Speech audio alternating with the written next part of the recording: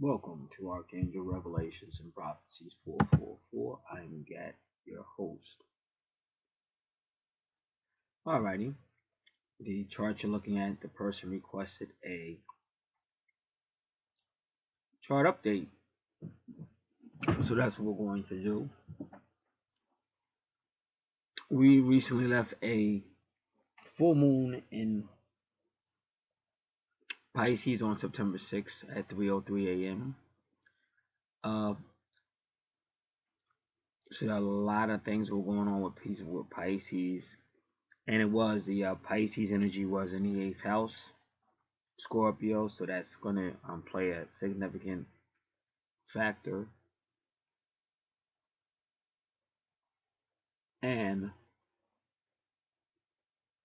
before that, on August 21st, we had a new moon, a solar eclipse, excuse me. And both of those energies basically push people.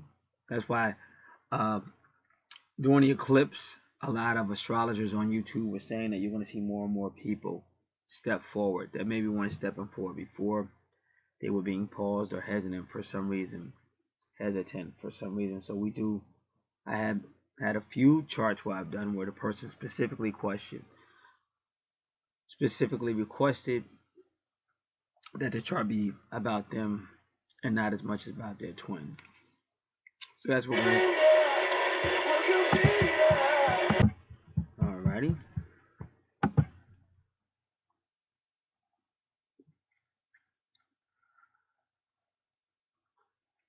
This person has a very interesting chart. Because I'm looking to say, well, where would I like to start? But everywhere I start, it's a pivotal moment. First, second, third, fourth, fifth, sixth, seventh, eighth. So they definitely would have some money situations in their life. Because the chart is not necessarily focusing on, but they're really doing some unique stuff with the second house, which is the money house, and the 8th house, which is that deep house and shadow house.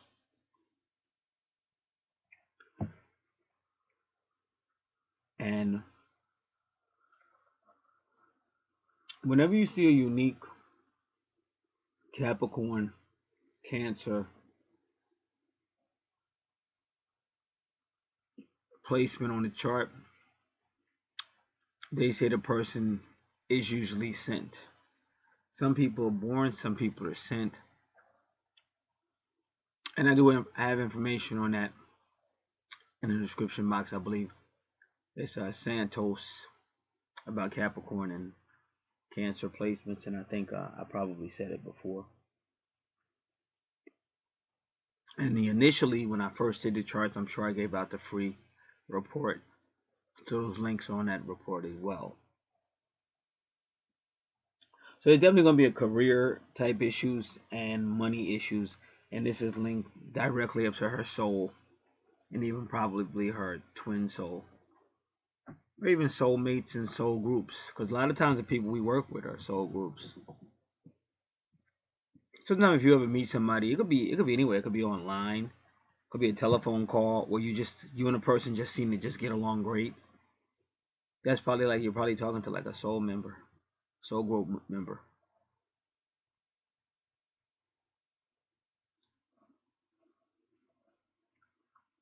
So her career and her finances will be directly related to soul groups.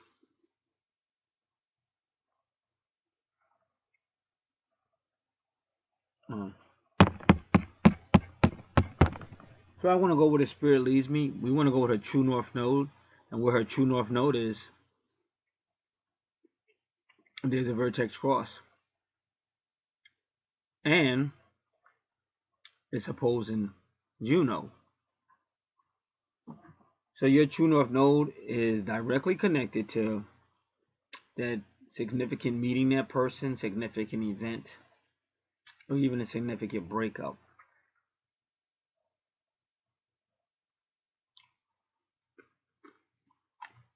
So This is a little bit more complicated because of, if I go true north node in Cancer, then you'll get it, your life purpose in Cancer, but it's deeper. But this is definitely gonna be soul families. That's why I'm saying you in your lifetime you're gonna have a lot of soul groups around you, soul family members around you, and it's gonna be intense because it's coming out of the 8th house.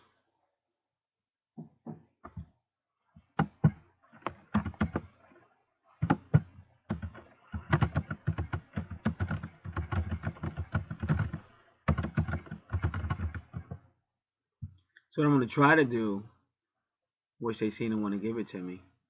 Yep, she did it. This is the soulmatesite.com. What I want to do first is the North Node in the 8th house. But then we're going to have to do the North Node in Cancer.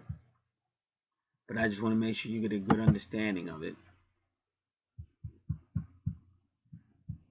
She says your karma is materialism, rigid values. Your soul mission is intense transformation. And that's what I'm saying as well. And this is again the soulmatesite.com. It's actually the -soulmate-site-.com.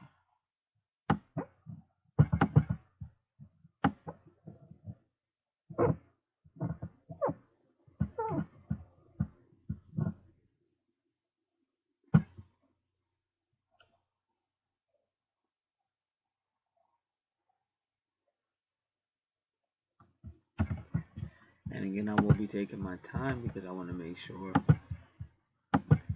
we don't miss anything.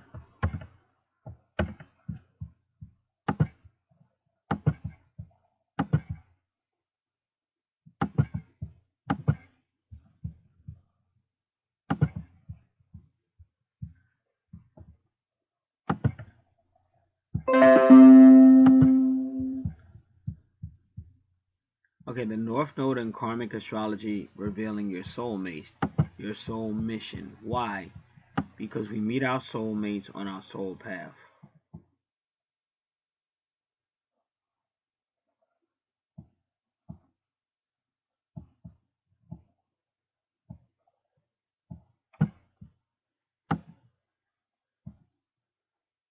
Your North Node signs. So in Cancer, your North Node is I feel. So you're in Scorpio with a lot of feelings, and Cancer. So it could definitely be a very emotional, and it will be intense because it's in the 8th house. But I'm still telling people, like, one thing, you just can't go, oh, I'm a Leo, so I can be bossy. No, I can't justify me being whatever because I'm a Leo. You guys still take responsibility. And it's not easy. It's not easy, but the faster a person realizes that you still have control over what you say and do, it's more difficult. The more you can deal with it.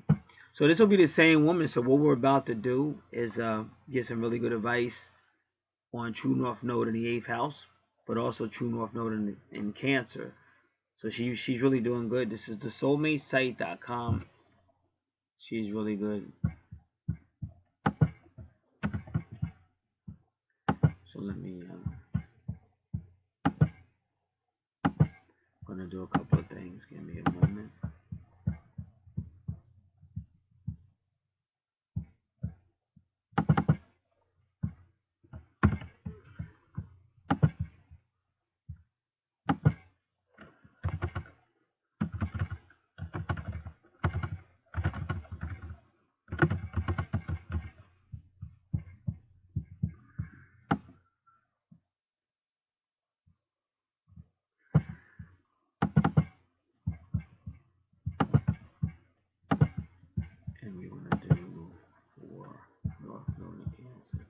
Now, the life theme for Cancer is I feel, and it's a very maternal, motherly sign, family sign, and the color is silver blue.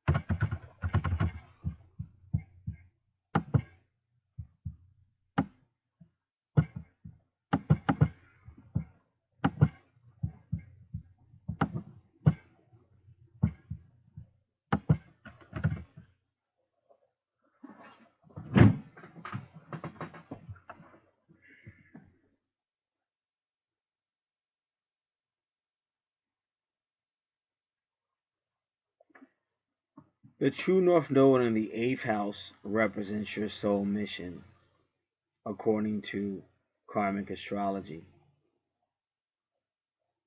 This soul mission symbolically represents the areas of life and life issues to explore throughout your life. So let's do the 8th house. We're going to do the 4th house and the 8th house. The 4th house is ruled by Cancer. Your Cancer is in your 8th house. The 4th house will be, say, teenage education to even adult education. It'll be family and ancestors. It'll be land and property, possibly even real estate. And that's still, your house, your home, that's still land and property. Even if you live in an apartment or a condo, it's still on land. It's still property. Deals with the heart, health concerns, vehicle, travel, and it deals with the person who raised you as a motherly figure. That's Imam Kweli. But every now and then you'll see a dominant masculine in that house, so that would represent the father. So it does rule the 4th house. So wherever you see Cancer at on your chart, it's still going to affect your 4th house of family. And whenever you see Cancer anywhere near Scorpio or Pluto, you're dealing with some type of soul family and soul issues. Now, because you're dealing with Cancer in the 8th house, is going to be highly dysfunctional, highly emotional. Wow. But that's why I said the people that are sent, they usually are going to end up in some type of dysfunctional family or dysfunctional situation in their life. And that's why we had to realize that we are unique. We are special.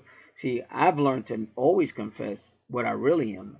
I'm not letting this world beat me down. But I'm crazy enough to trust in spirit. I'm crazy enough to not worry about what humans think. Because that's how you get trapped back into this matrix that we're in. And you get limited. And the victories you would see if you just trusted in spirit, you're not going to see. Because you're too busy worrying about what the physical world is saying. And the physical world is going to limit you, abuse you, hurt you. And the only time it's really going to be on your side is when it's temptation. When it's pulling you away from your divine purpose. There really is a battle between good and evil and stuff like that. But it's still part of the journey. It's still part of the journey. And we have to remember that. Now, the intensity of the 8th house. It deals with debt, owing people, taxes, other people's money, shared resources, birth, death, regeneration, rejuvenation, resurrection, rebirth, life,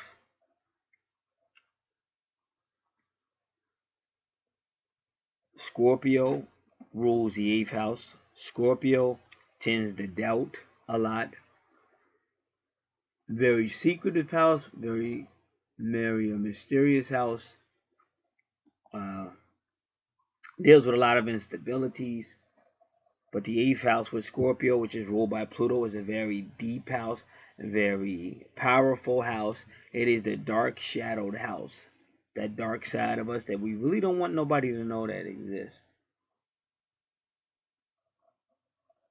The kind of like, dark side. Even like 1979, you had Halloween movies like that. Those type of sicko movies like Carrie or something. That's the darker side. Kind of like in the unknown. Like I know a lot of people who love Halloween. They say that right away. They say that's my favorite Halloween. My favorite holiday is Halloween. I say that's a type of witch or a type of Lilith or a type of 8th house personality. Sex, wild sex, lustful sex, nymphos can't get enough sex, wild sex, dirty sex, you name it, bringing on all type of alternative sex.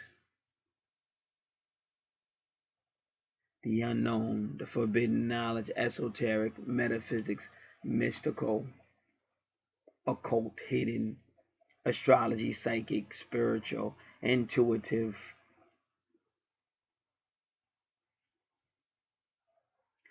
alien stuff, space stuff, foreign stuff, different technologies, sacred geometry, alchemistry, holistic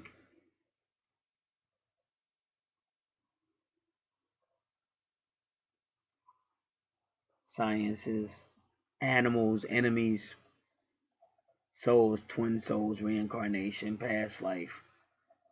It's all coming out of the 8th house, and like I said, and you can see this in families and things of that nature, and weird stuff going on around the people, and gifts, and being able to discern things that other people can't see or discern, and able to perceive things that other people can't pick up, extrasensory perceptive gifts. It's all in the 8th house. Now, that is where you're going to have a significant meeting, a significant event, significant getting together, some type of soul situation. Could be a soul mate, soul group, twin soul, which is twin flame. A significant breakup could occur. That's all what the vertex cross is symbolizing. And we know family will be involved, whether it's the family you were born into or whatever family you were around, or the family you might have your own family, but it's still going to be there. And again, the more you know about it, the better you'll be able to deal with it. Because it's not that big of a deal. I mean, people take things and just, oh, like even when you study the scriptures, if you read Matthew chapter 12, I believe it was, but you got the darkness being associated with Jesus, so much that his apostles were terrified.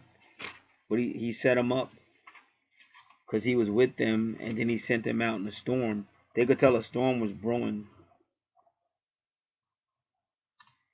and he sent them out, and he didn't go.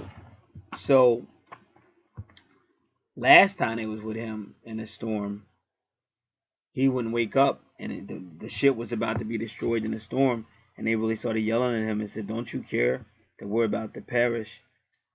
So then he sends them out in a second storm, and they kind of knew something was up. Well, why ain't he coming? It's a storm. Why is he sending us out in the storm? Why is he sending us out in the storm and he's not coming? So they didn't want to go. So the Bible says he constrained them to get in the boat. Like he had to force them to get in. So Matthew 14:22, and straightway Jesus constrained his disciples to get in the ship. So that's Matthew 14. But he came walking out there. Like he let them out there. He let them stay out in the storm for a while. And they were terrified because once again the ship is going to get wrecked.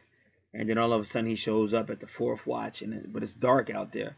So there's darkness associated with Jesus. And then even the Bible, God tells you, Isaiah 45, verse 6 or 7. I create the darkness, I create the light, I create the good, I create the evil.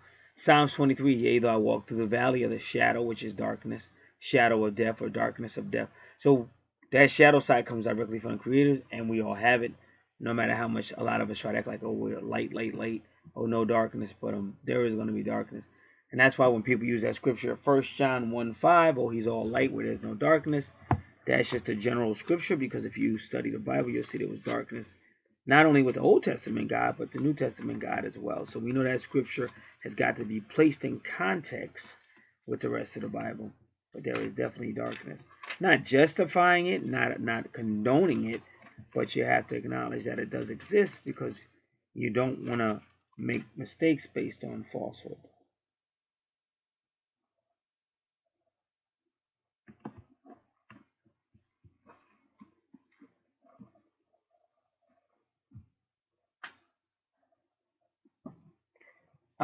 Karma is in the 8th house, business, finance, investigative, research. A person might be the agent.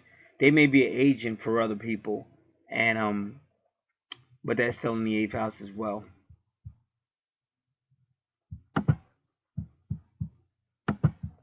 All right, so now let's try to put this all together. Now, she's going to tell you here are the 3 steps you can use to consciously attract a soulmate. If you want to go deeper, okay, so it says step 1, appreciate your second house Wavi. And we'll get to that. But what's ironic about your second house is you got Juno there. So Juno's about a serious relationship. But we'll get to that. In a past life, you may have liked to accumulate material things and manage the resources that you've earned your way. The first step is claiming your North Node in the 8th house. Is to embody the highest expression of the 2nd house, because your 2nd house is your South Node, which represents your past life. And as Capricorn, somebody really serious, a worker, a career, and the 2nd house. The 2nd house represents your karmic past. So definitely appreciate, but don't make the 2nd house the center of your life. In this life, you've already done the 2nd house. You're now in the true North Node. You're now your true life purpose. Life purpose in this life is the 8th house. And again, family is involved.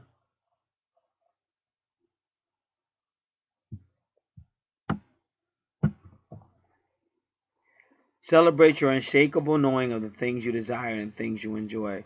Revel in your sensual nature, love of comfort and beauty, and the ability to create security on every level. Love your garden.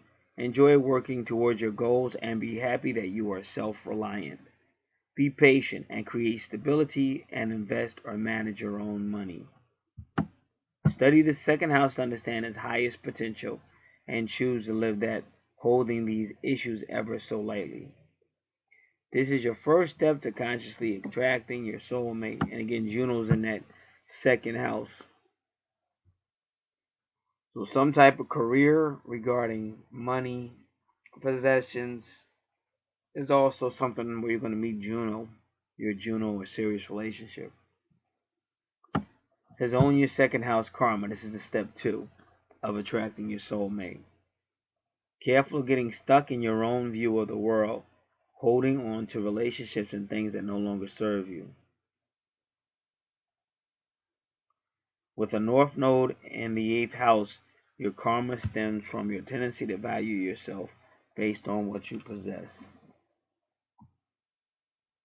If you abhor or attract money-hungry or possessive people, this is a clue to who you've been. So that's what I said. Some of the people you're meeting in this life are kind of a reflection of what you were in your past life. In this life, you are to let go of your materialistic life and begin relating to others. You'll learn the true meaning of power, which has nothing to do with what you own. And in the past life, you might have been so materialistic that you didn't give your family a lot of time. Like I said, the family you were born into and or the family that became your own. So in this life, they're making that your true North Node. In a past life, you may have been a banker, a farmer, a builder, or a landowner. You might have been a landlord or an oil baron, or someone who had accumulated wealth and became attached to his or her possessions. Have you used your sensuality or money to manipulate or control others? Or have you encountered someone like this? She says this is your clue.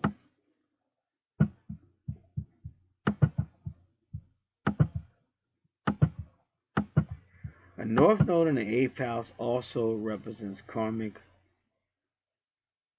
projections, or the people we attract to us who we've been in past lifetimes. Since the challenging people in your life, especially those that evoke strong emotions in you. She says notice the challenging people in your life, especially those who evoke strong emotions in you. These are clues that the person is here to show you who you've been.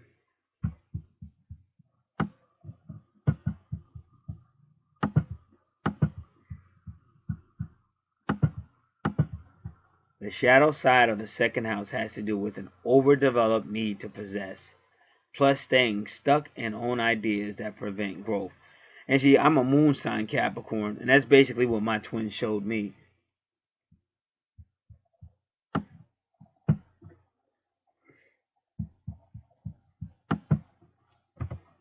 Step 3. Explore 8th house life issues.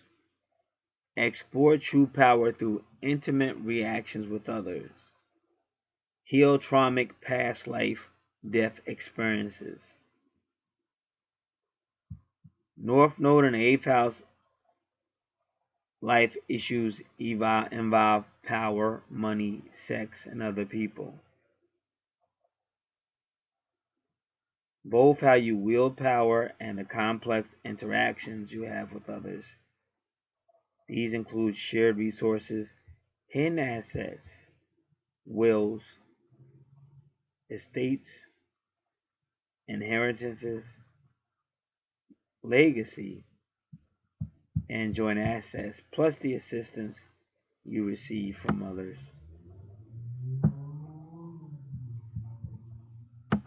No matter how foreign this sounds to you, these are the life issues to explore over the course of your lifetime.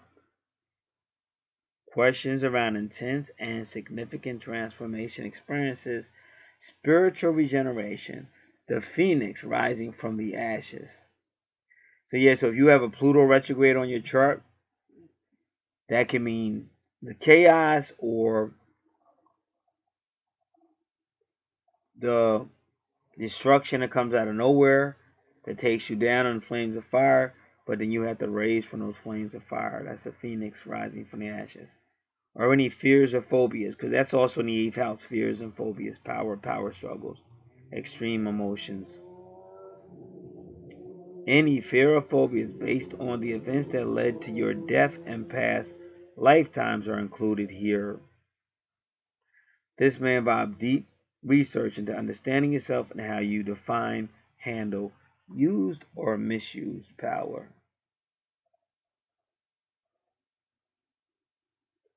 In very rare cases, transformation may be catalyzed by a traumatic experience, abuse, or experience the death of a loved one. And again, that also has a lot to do with if Pluto is retrograde.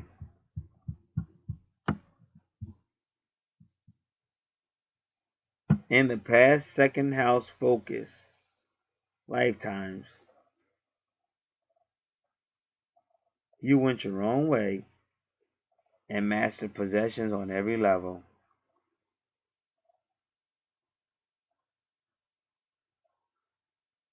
With an 8th house north node,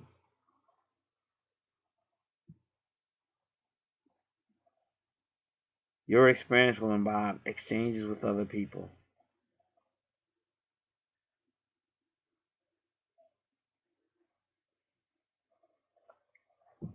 Whether through marriage or other complex interactions, you will experience other people's value system.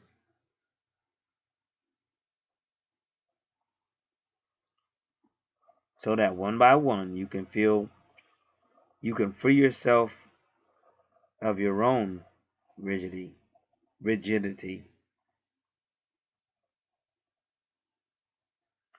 Open yourself to other ways of seeing the world, other ways to manage money, and explore intimacy before choosing a soulmate partner.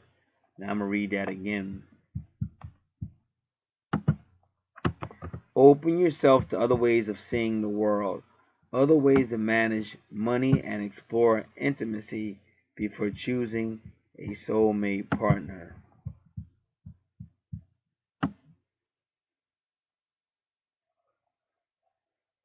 I say this because if you choose based on your deeply entrenched value system, you may create a situation of chaos and material loss to plunge you into the transformation process. Having said that, an 8th house north node and soul mission is all about exploring exchange with one another. Yeah, the 8th house is about shared resources and stuff like that. Not through power struggle, but through the depths of true intimacy. But that's not necessarily. She's just saying what your life lesson is in this life, because the 8th house is about power struggle, obsession, jealousy, accusation,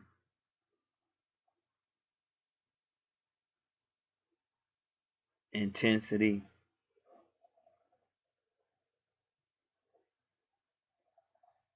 If you're prepared to let go and go deep, you are definitely here to experience a soulmate relationship. Embody the presence of your soul mission sign as your heart and your soul lets go and is reborn. This is the key to the true north node in the 8th house.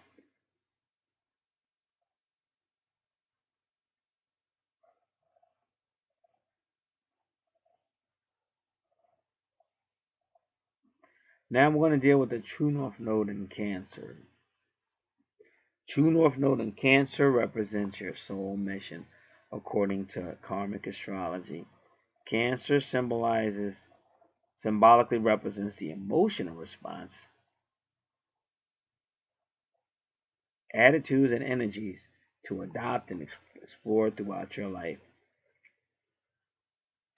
There are 3 steps you can use to consciously attract a soulmate. If you want to go, okay, we'll do that.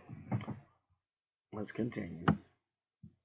Step 1, appreciate your Capricorn talents. The funny thing is, Cancer is more about the family, especially the mama with the family, or the grandmother with the family. And Capricorn's about the employment and how you view your reputation, how others view you. Appreciate your Capricorn talents. Loyalty, climbing steadfastly towards goals, and planning is natural for you.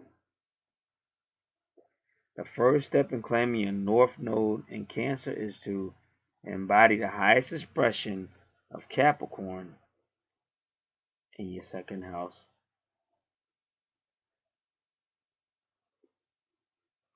Capricorn represents your karmic past, and it's kind of funny because Saturn rules Capricorn, and Saturn is about karma. So definitely appreciate, but don't make your Capricorn qualities the center of your life. Celebrate your uber dependability, loyalty, and groundedness. Realistically assess plans for the future and create a step-by-step plan to accomplish them. Enjoy business, traditional values, your appreciation for quality, and dry sense of humor. Be the rock-solid, responsible friend that everyone counts on. Lend your shoulder to others and remain dedicated to integrity. Study Capricorn to understand its highest potential and choose to live that, holding Capricorn ever so lightly. This is your first step to consciously attracting your soulmate. Step 2, own your Capricorn karma. Be careful not to get controlling, rigid, or strict with yourself or others. With the North Node in Cancer, your karma is around the pursuit of dignity and status at the expense of all else. Do you secretly feel superior in work situations even if your title doesn't warrant it? When stressed, do you get stubborn? Are you strict with yourself or others? Overly responsible? When a situation is awkward, do you want to control it? Do you fear your emotions? Bingo. Do you fear your emotions? Okay. In past lifetimes, your status was everything. You might have been a CEO, business leader, a father with responsibilities, a land baron, a government official, or an industry leader. You may have been involved in government policy making or the ruling of your tribe. You were likely wealthy. Were you stingy or generous? The shadow side of North Node in Cancer has an exaggerated sense of pride, needing respect, and rigidly enforcing the rules at the expense of your own and others' emotions. Step 3. Step into your Cancer soul mission. Open your heart, nurture, value, warm. Wear silver blue, your soul color.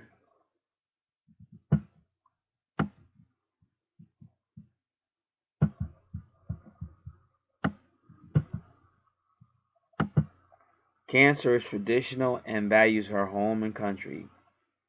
She is a consummate hostess and may enjoy cooking or entertaining.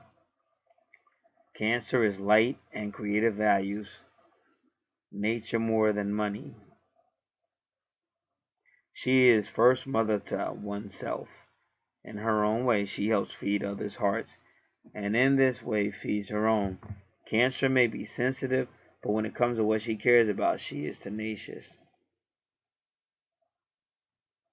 No matter how foreign this sounds to you, this is the energy to step into over the course of your lifetime. In past Capricorn lifetimes, you have fully developed your masculine sign, even if you're a woman. With a North Node in Cancer, you're to develop your feminine, warm, nurturing, creative, and light side. Cancer is a spiritual mother who nurtures herself and others, understanding her emotional life. This woman's not saying this, but it's especially family. That's what Cancer represents. With the Cancer soul mission, lightness and sincerity open your heart is the key to finding your soulmate. The more you explore that creative, nurturing, childlike side, the easier your soulmate will recognize you. But you got to be careful because you got Juno in your second house. So your Juno, you're gonna find yourself in a relationship with a serious-minded person who is concerned with money and possessions. Nurture relationships. This can also be done in business. Shed unnecessary burdens. Ease up on yourself. Connect to the water. Cool thing. Your soulmate will bring out all these nurturing qualities in you and will help you feel safe to express your inner self. And they do tell people, like, be around water if you can. Get out in nature, be around water. Stay in the shower longer. The house in which your Cancer soul mission expresses itself is the area of life which represents empty bowels waiting for food.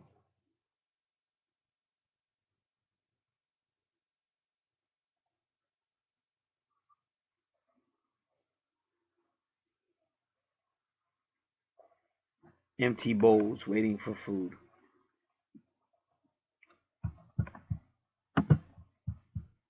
All right.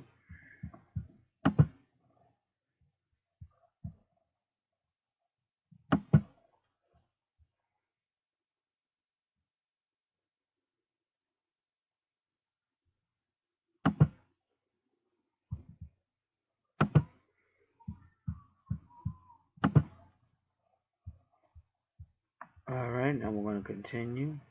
Just give me a moment. All right.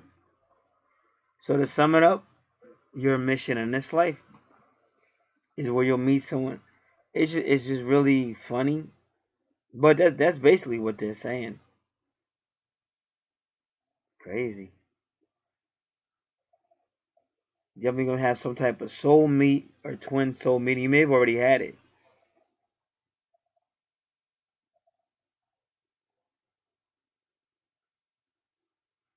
And we may learn a little bit more.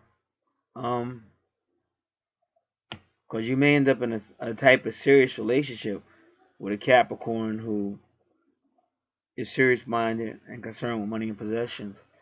But what they're telling you is, well, that's what you did in the past life. So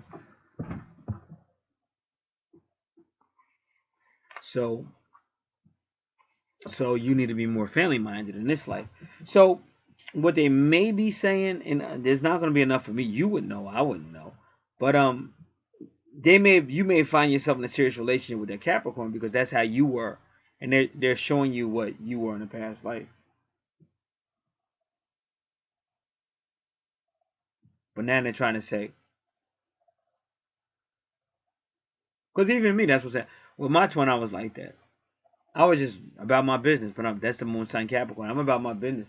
I'm not here to get caught up in all of this. Plus, again, because of a religious background, that's another reason why I'm like that.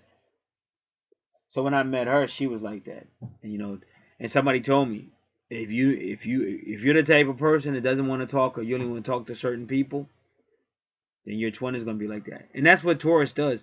See, your second house with Taurus, and I would say Capricorn's a little bit like that too. So it just depends. But Taurus is going to say, well, I'll speak to Dave because Dave is an asset to me. So he's putting value on Dave. Well, Bob doesn't do nothing for me. I could care less what Bob thinks. So then Bob's value to this guy is very low. That's what Taurus does. Taurus tends to put value on people. And Taurus rules is the second house.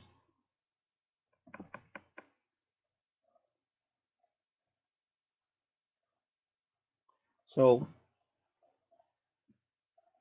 those are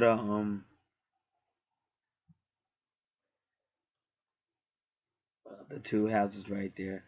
Now, yeah, let's go to Taurus because see, Taurus rules your second house. You have a lot of activity in Taurus. See, the way to understand your chart, you have to kind of go the way it's leading you to. Some charts you could go first house, second house, third house, fourth house, but sometimes you can't because each chart is different. And you got to remember, these charts are really written by somebody like very powerful, whether it was God directly or some type of I talk about dominions, principalities, and powers and things.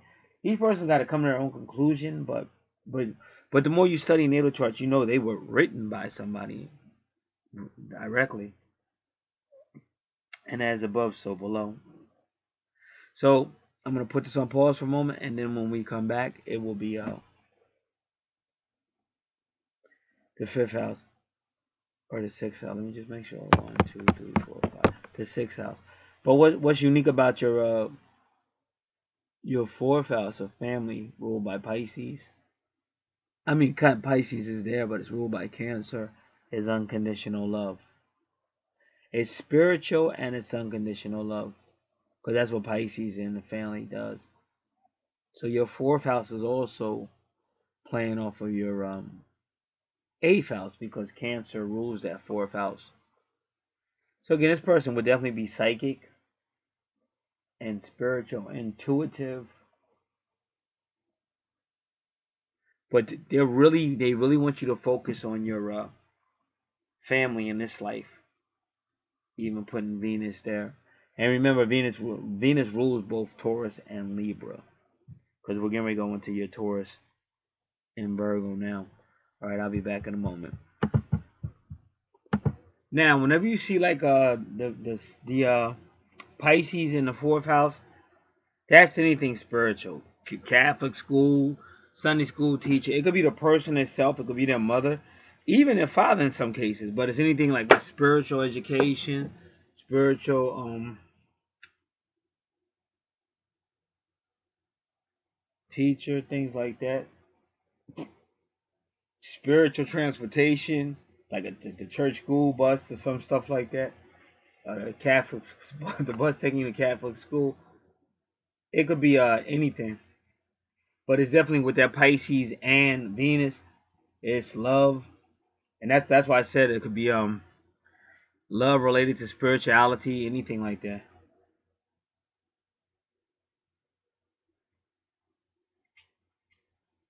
And when you talk about real estate with us, when you talk about like I said, I know one time we went on a church trip, so that's that. And then I met a little girlfriend on the trip, and I remember us kissing on the bus. All that stuff is like you see the Venus and the Pisces in the fourth house, but it's always unconditional love.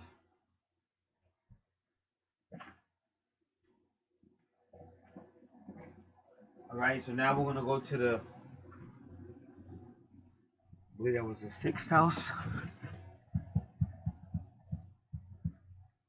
Sixth house is ruled by Virgo.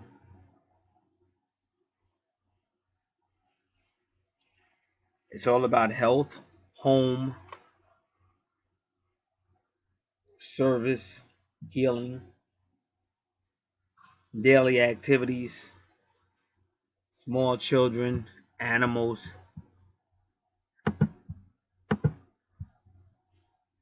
subordinates, and co-workers. So as you can see on her chart, there's a large emphasis on Virgo, on family or the home, but they're also kind of connecting it with employment, career, and or reputation.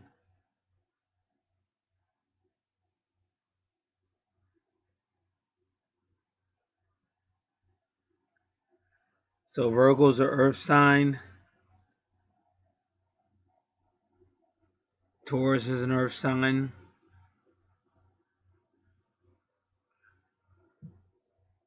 So this is going to be a very earthy house, down to earth.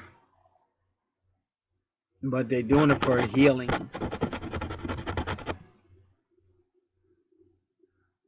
And see, her past life was Capricornian energy, probably somewhat materialistic. So now they're trying to heal that energy.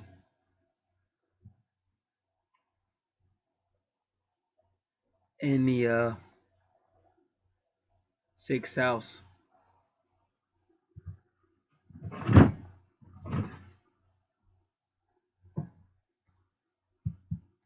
So we're going to look at Taurus in the 6th house.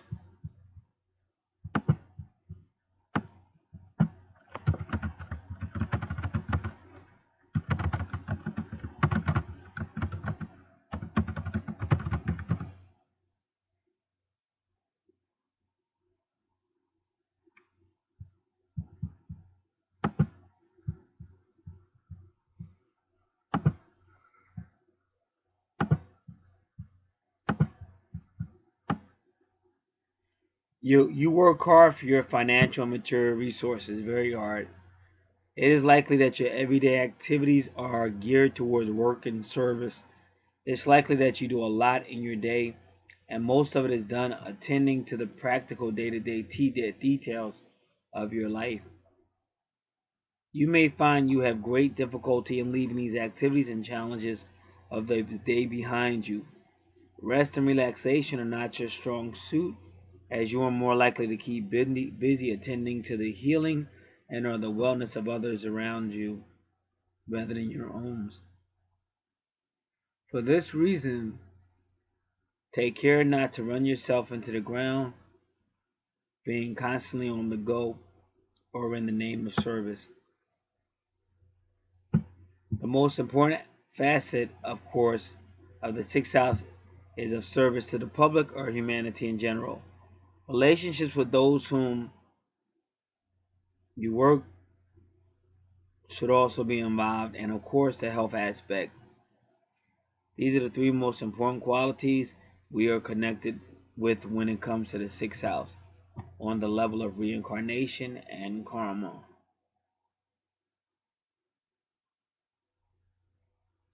With the aspect of service, the lower octave Taurus is of service only from the viewpoint of the pat on the back, the gratification he can receive from others, expressing their gratitude to himself. The lower octave of Taurus in the 6th house will never let you forget what he has done for you. And with the attitude, doing is not service at all. And with this attitude, doing is not really service. This attitude takes away from the true giving principle. Taurus on the 6th house must learn to give of himself and his possessions freely to others from the viewpoint of the welfare community rather than his emulation. Viewpoint of the welfare of humanity rather than the emulation of having the world see him as a person who is always doing for others.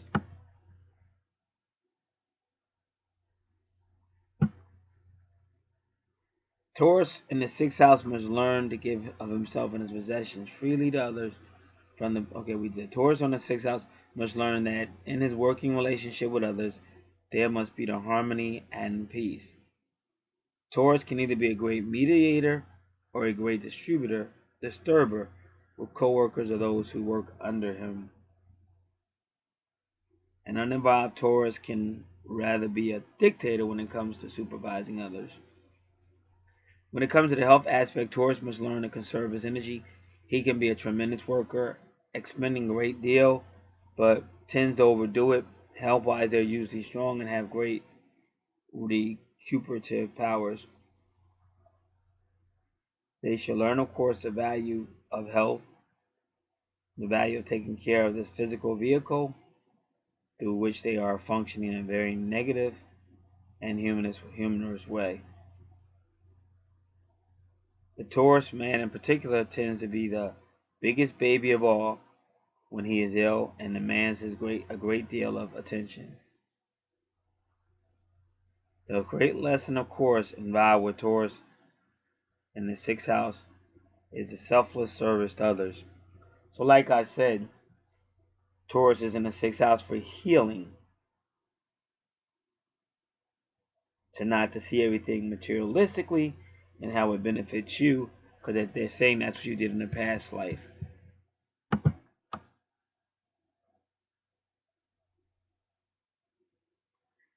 Whenever you see the moon, it just goes more emotional. It goes deeper into your psyche, and it's more motherly, more touchy feeling, maybe thinking more about your actions or stuff like that. Whereas a sun sign, which is Taurus, the sun sign would just be that masculine energy moving ahead.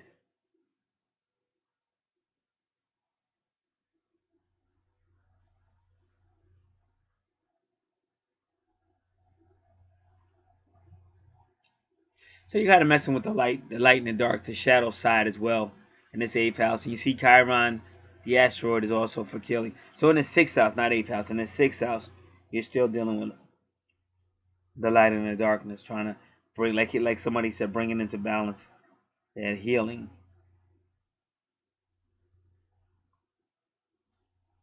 And Taurus again, very sensual, likes massages, likes hugs, likes to eat. So this guy might be, this person might exercise a lot because they like to stay healthy, or they may eat a lot, and they're sensual.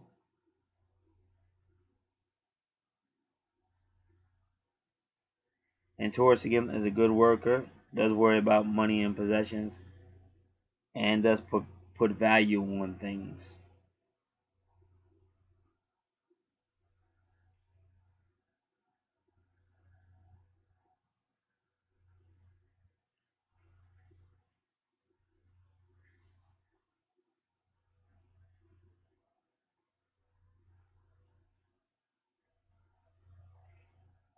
All right.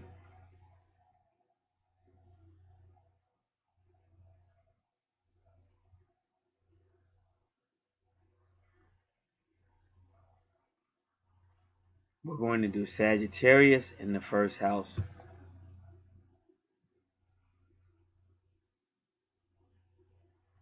Okay, let's do the 3rd house. Now, just to let you know, we'll get back to Vesta. Aquarius will always be the one who wants to take knowledge and help others, the enlightened one.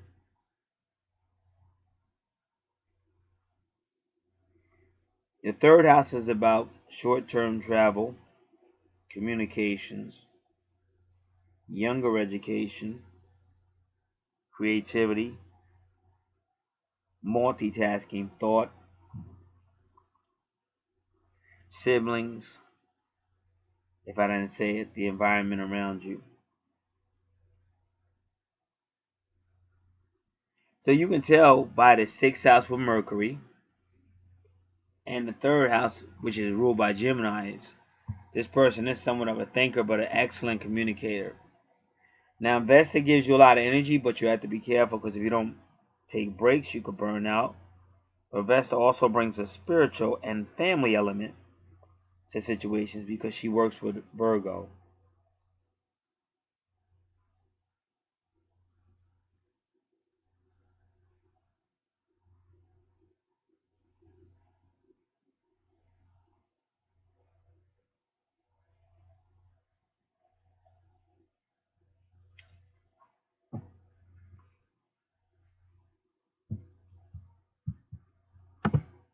All right.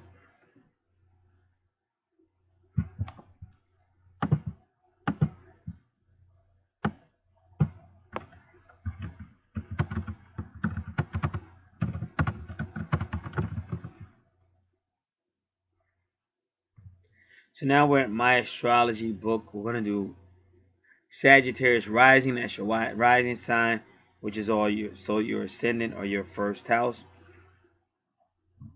Sagittarius rising sign or Sagittarius first house is how the world sees you, how you reveal yourself to the world. Sagittarius ascendant is where the sun was going over the horizon when you were born. Sometimes the ascendant is in the first house, but sometimes it's not. So they tend to call the ascendant the first house, but sometimes it's not because it's not even in the first house. But this time it is, so it's good.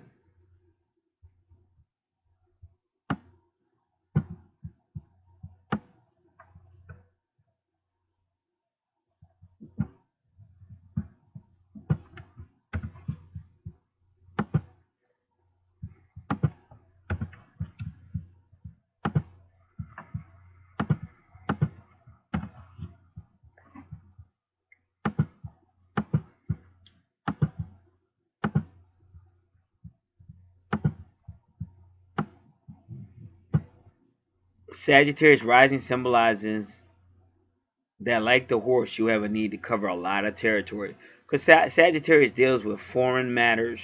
So you could even say long distance, philosophy, religion, foreign languages. But Sagittarius tends to be very cultured. They have a lot of class. And they don't like to be limited. So it says the Sagittarians will avoid all circumstances that try to restrict or limit their spontaneous and free behavior. Be careful, this obsession with freedom doesn't emphasize the opportunist in you at the expense of your more caring side. It appears as though you're constantly in a hurry unless there are compensating fixed energies in the chart. You are very gregarious, outgoing, extroverted, but could do with building your powers of concentration. You love horses, the out of doors, and travel extensively given the opportunity. You prefer many casual contacts rather than deep relationships and tend to superficially, unless Jupiter is well placed by sign and aspect. Philosophy and religion attract you, and you do well in selling any ideas to others. You come across in a frank, candid, and scrupulously honest manner.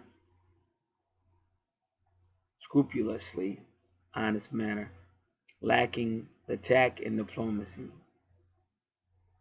The house that Jupiter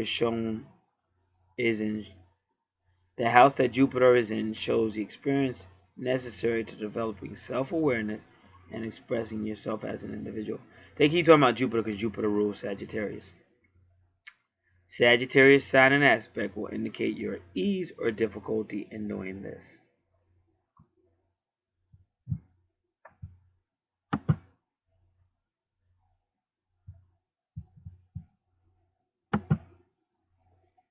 All right.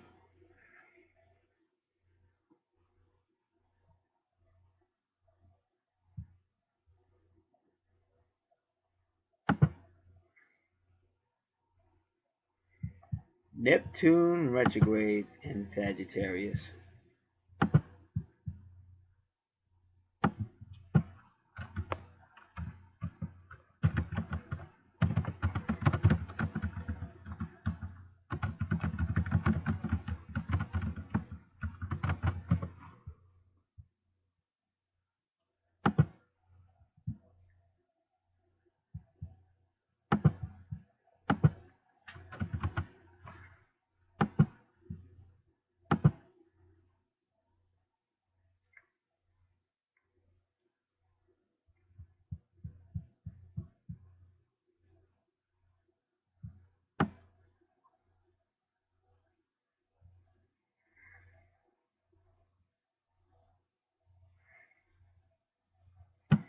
Okay.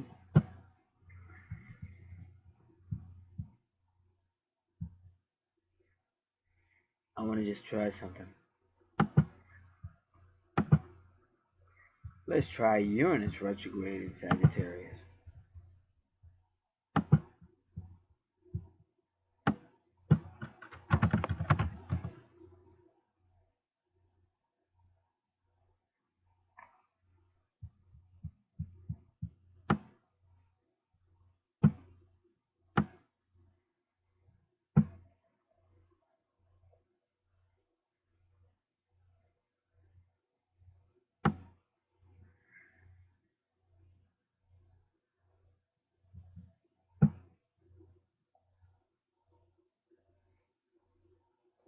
All right.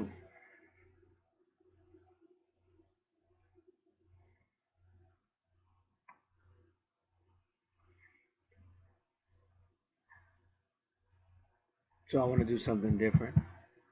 They don't want to handle it like that online, but I have other ways of getting the information.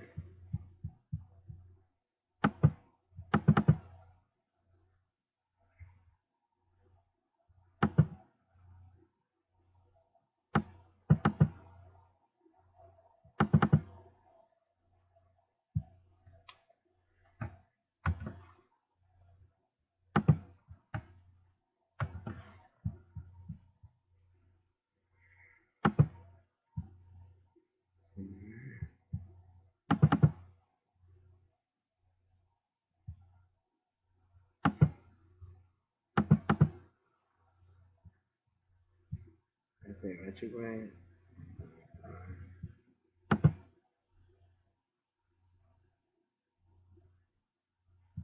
All right, just give me a moment. I'm looking a few things over.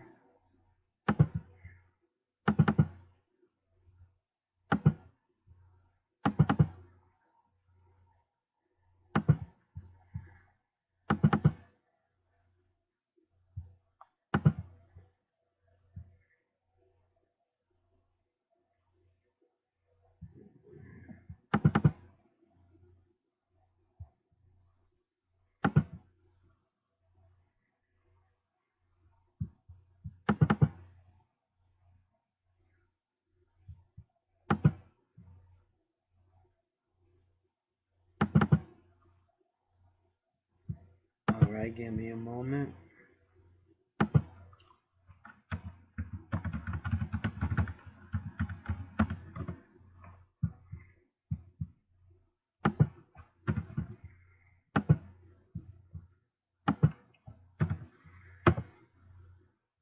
So first we're going to look at Neptune direct. I'm at paganspath.com. We're going to look at Neptune retrograde.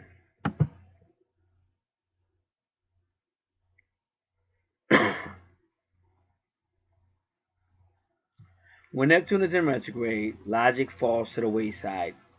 People gain an increased interest in intuition or esoteric matters. Dreams and psychic abilities find new followers as people begin to analyze their inner natures. New outlets of communications come to the surface as artistic abilities get expressed. So they're almost like saying they want you to take they want you to go longer. With the Sagittarius energy, they want you to go longer with your intuition, deeper.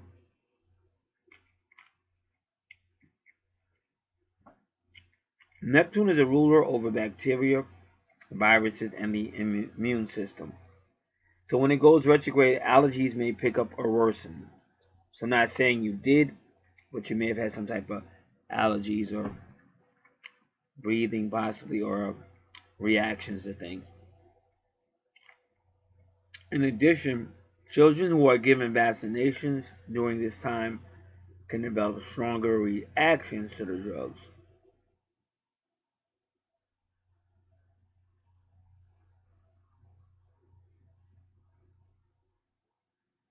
Many people will suffer with an oversensitive immune system and can develop more serious diseases. If Neptune is in your chart, you are prone to escape reality through delusion or dreams. And also you may want to travel a lot. Few people really know what goes on in your mind, whether you are sitting across from the dinner table or at your desk in the office. Even while you're working, you have a strong tendency to drift off into daydreams to a more pleasurable pursuits.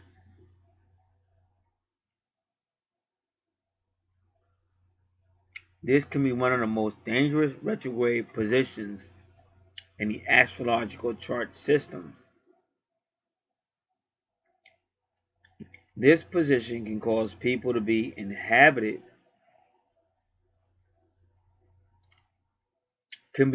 this position can cause people to be inhibited and lack the confidence to reach for their dreams in reality. Consequently, they may find escape from the perceived failures through an abuse of drugs or alcohol. They may also fall into an escape from reality altogether and have bouts with various forms of mental illness. From a past life perspective, you may have had a lifetime where your dreams were laughed at, put down, or forbidden in some fashion. Or you may have been forced to give up your lifelong dream in exchange for other responsibilities, such as becoming the breadwinner for your family unexpectedly. These past restrictions may cause you to have a penchant for escapism or to have extreme expressions of your creativity. This has probably gotten the best of you and caused other problems in various aspects of your current life. To overcome these lessons, you need to learn how to rise above challenges that come across your path.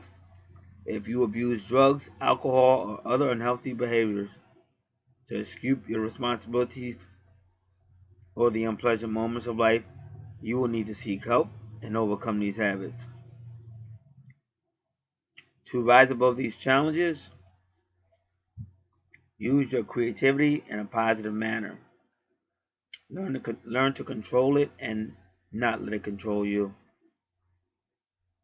Focus your efforts to not only better yourself and your life, but consider helping others who are going through much tougher situations than you.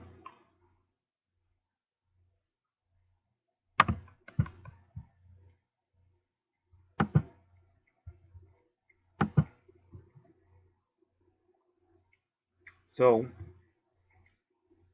let's do Uranus retrograde.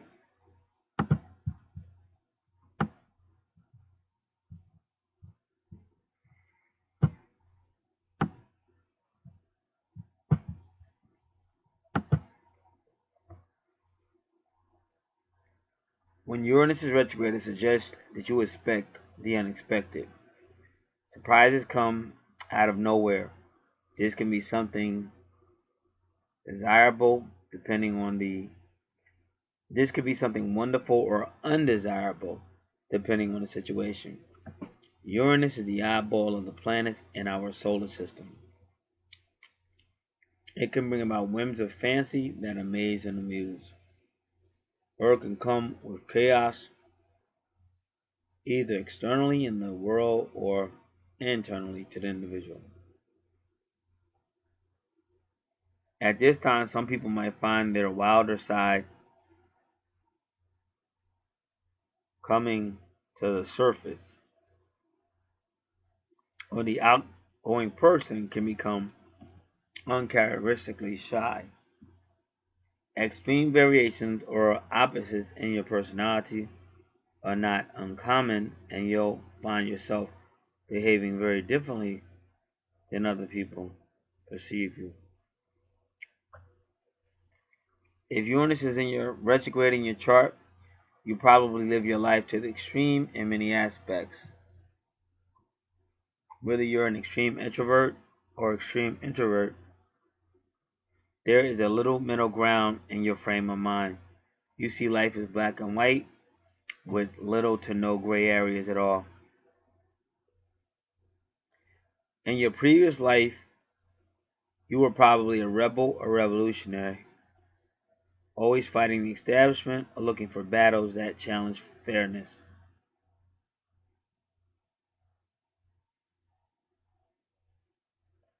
Through this lifestyle, though this lifestyle has its merit, it can be pushed to the extreme. Your extreme lifestyle has always interfered with, or perhaps even destroyed, many of the facets of your life.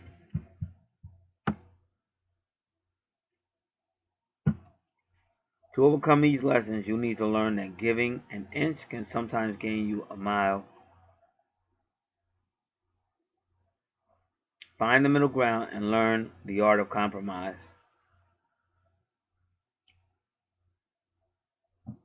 Learning compassion can help you live in someone else's shoes and seeing the other side of a situation.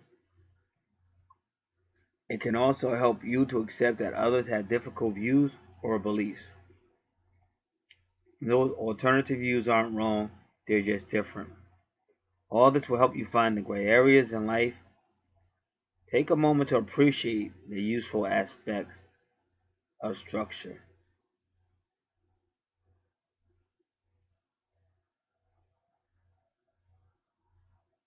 Choose your battles and accept that some structure in life is not just a good thing, but in some cases it's also required.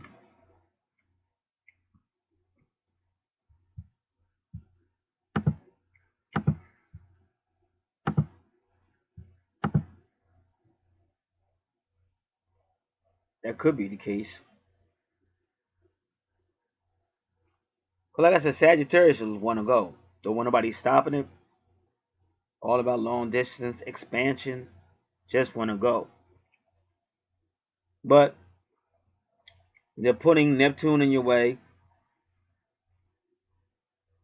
retrograde, and they're putting Uranus retrograde to slow you down because they want you to really become more of a sociable. Because it appears you were the type of guy up and was very successful in the past life, and now in this life they want you to learn how to work more with people and maybe trust more in spirit and not in your own willpower.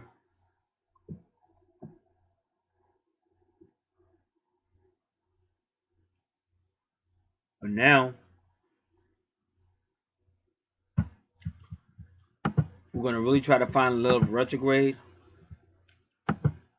Give me a moment. I just gotta read something real quick.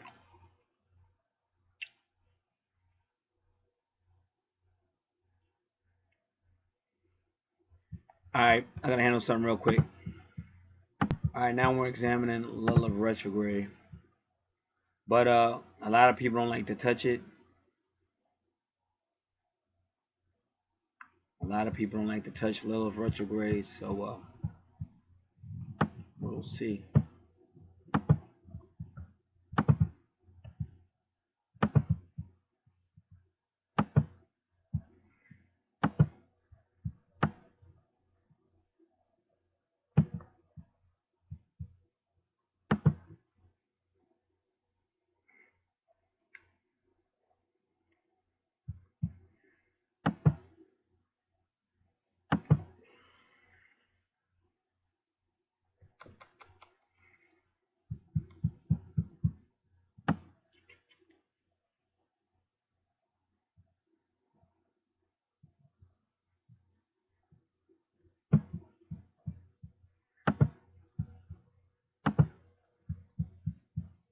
That's all I've got planning.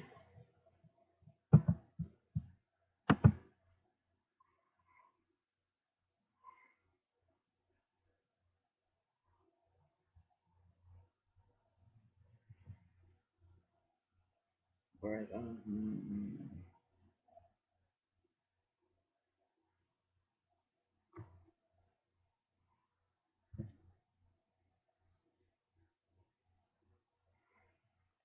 alright, give me a second. It's like I said, it's not easy to find. Lilith is real difficult to find online as far as retrograde.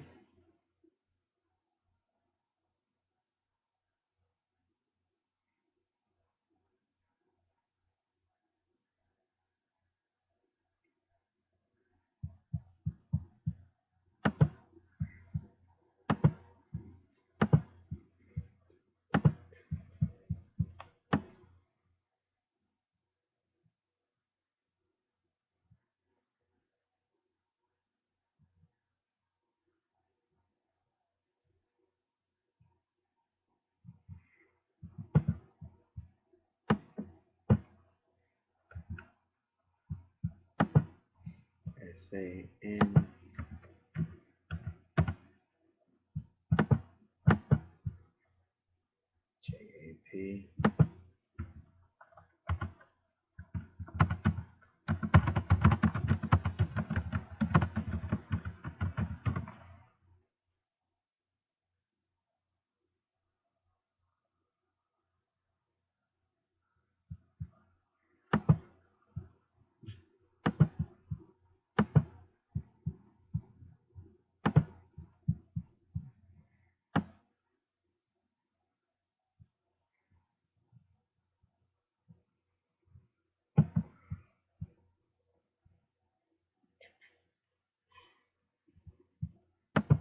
All right, like I said, we're gonna take this slow because it's just one of them things.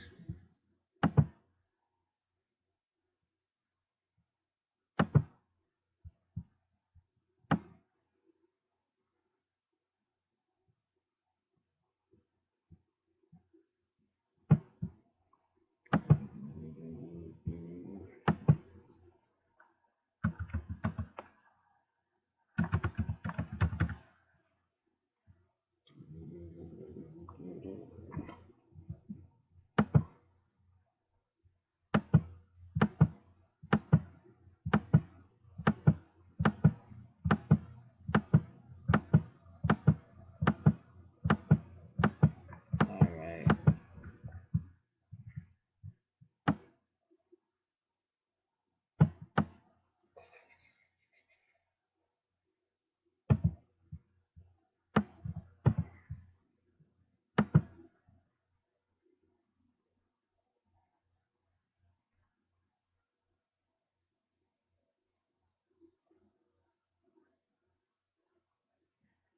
I'm just gonna read some of this. We're gonna be here a little bit. I'm just letting you know because I really want to find something specific. Like I can give you what I know, but sometimes I like to see somebody else. I like to get like second opinions. But Lilith retrograde is always difficult to find online.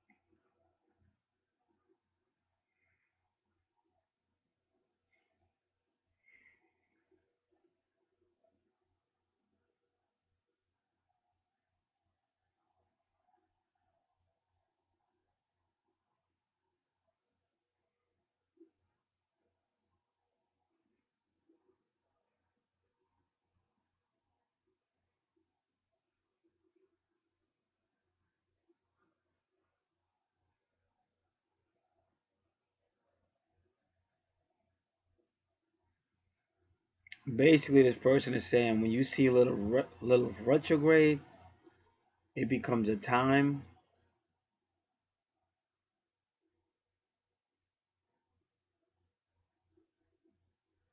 about things we have denied ourselves, about who we are, who we've been up to this point. But after this period, we will become either inclined not to see how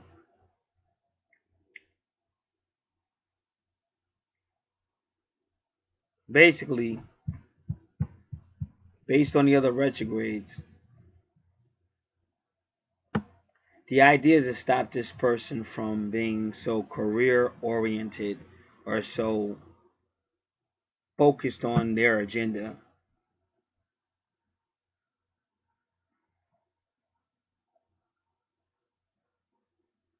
And what they denied doing that in the past life, what they denied was, say, family. They were more Capricornian, more career, but now they're trying to get them to focus on what they denied, which was family. And I might even explain why Neptune's there, because Neptune, if you notice, is with Pisces. and is in the family sector.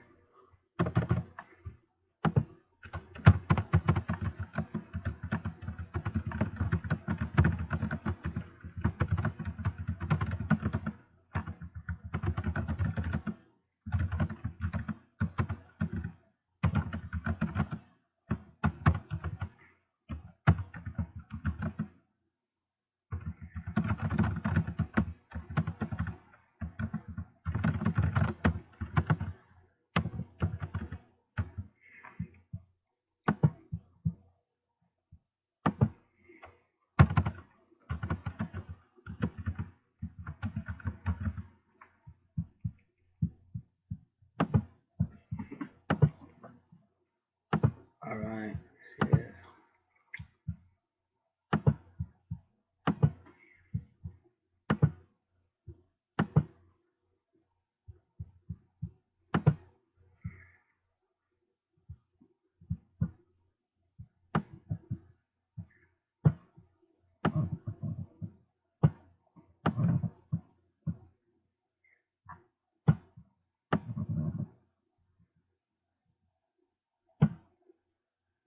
All right, this is Pagan's Path. I want to say Pagan's Path. Ooh, retrograde.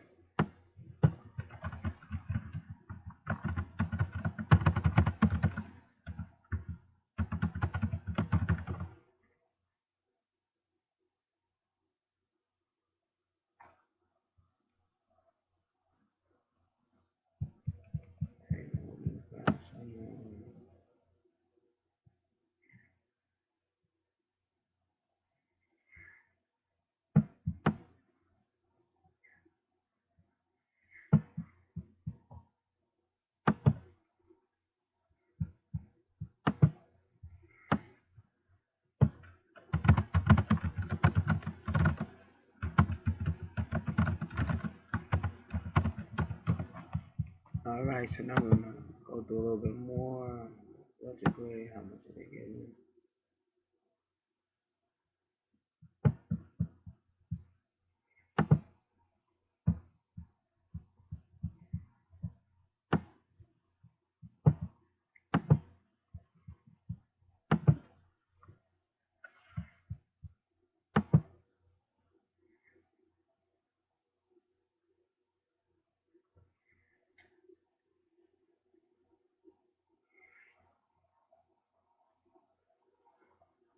Depending on where Lilith is placed, because she keeps an internal when she's retrograde, but it'll come out all of a sudden.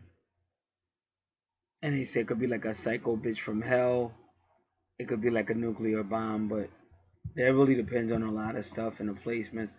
I mean, in Aries, it could be, but it's just not enough energy there. I don't like saying stuff like that because it's just not enough in that first house to say that. So it does seem like they're trying to they're dealing with areas that were denied before.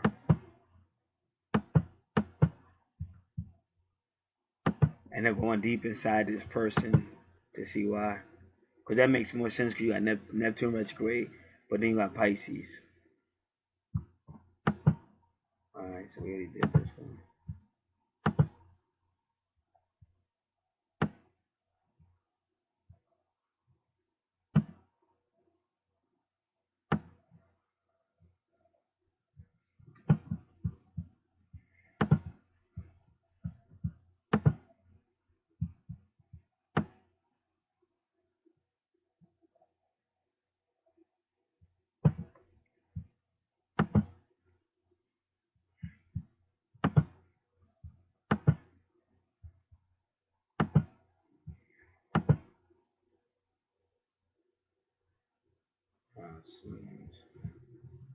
Come on, man.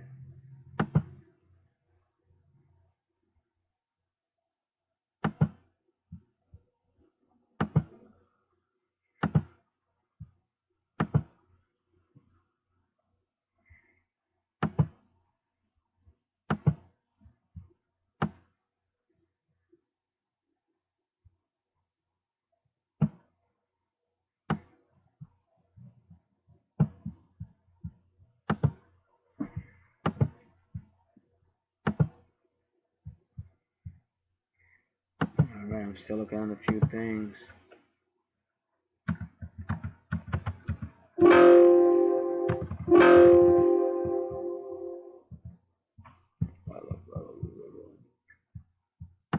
Alright, let me just take this. I want to say this article.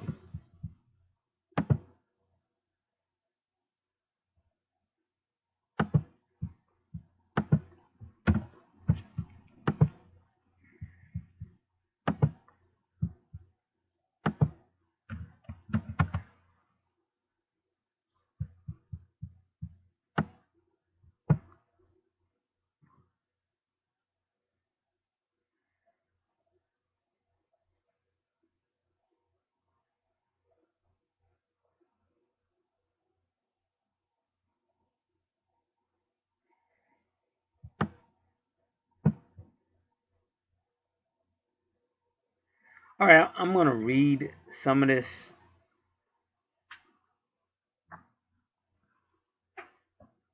This website is called Esoteric Pro. Talk about arrogance. Esotericpro.com.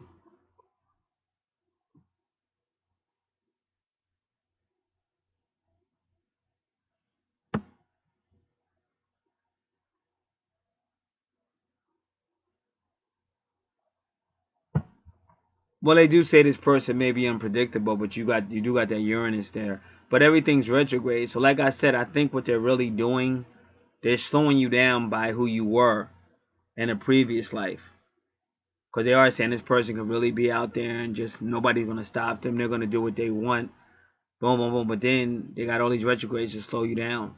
So this time, what Lilith is doing, she's going deep inside of you to see what, more or less like what you were running from, or what you, because you know there's a reason why you chose career over everything in the past life.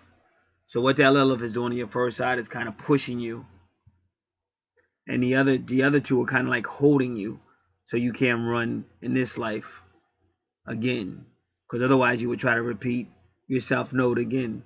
Capricorn, making money, career, reputation. So that's what's going on in your first house. Alright, so we're going to do this.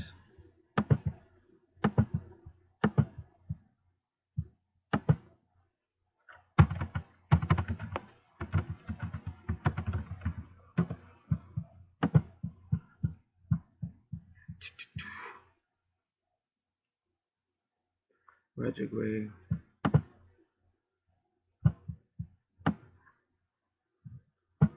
Alright.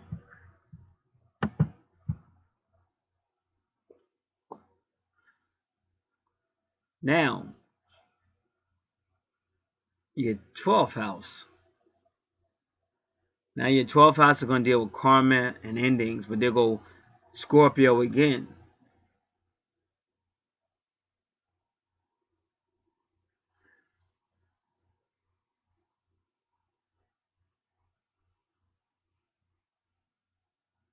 Now, again, that circle with the X in it, that's part of fortune.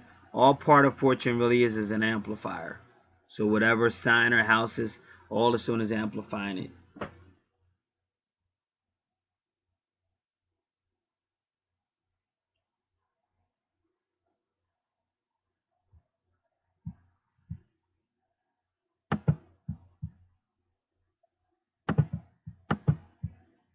Right.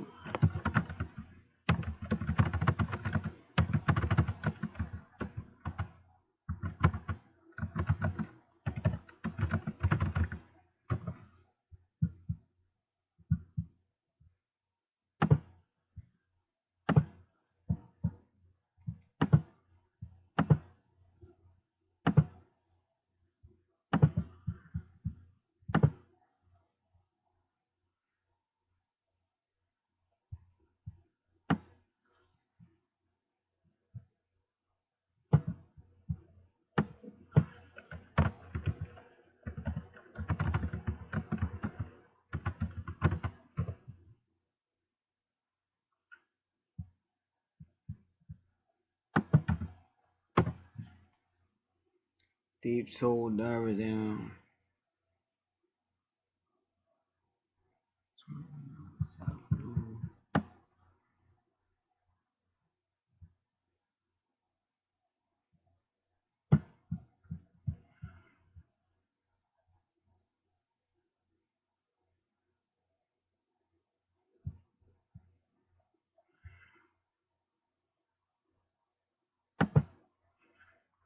Just give me a moment.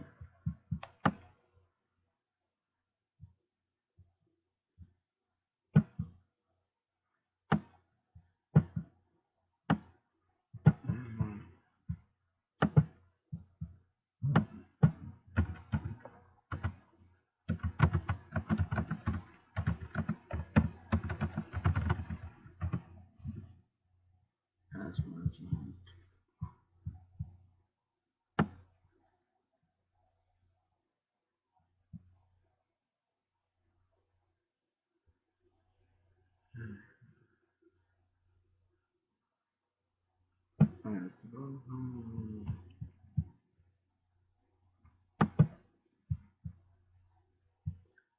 Alright, so just give me a moment. I'm going to try to go through these things.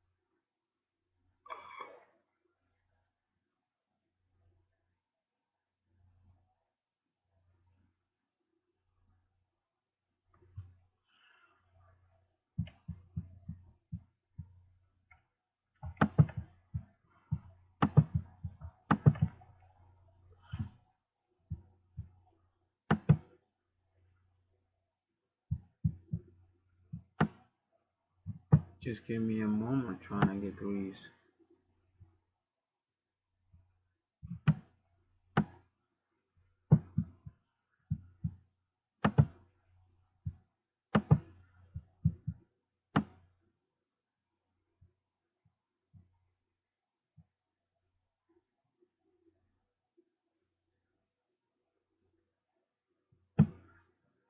Now just remember everything that was said about the 8th house ruled by Scorpio. I would also cover Scorpio. But this is stars, moon, and sun.com. Scorpio on the crust will infuse that house with intensity, depth, secrecy, death, and regeneration. You may experience power struggles with your unconscious and conscious mind. You have the strength to overcome any internal conflict. And that's all they wrote, but we'll keep looking.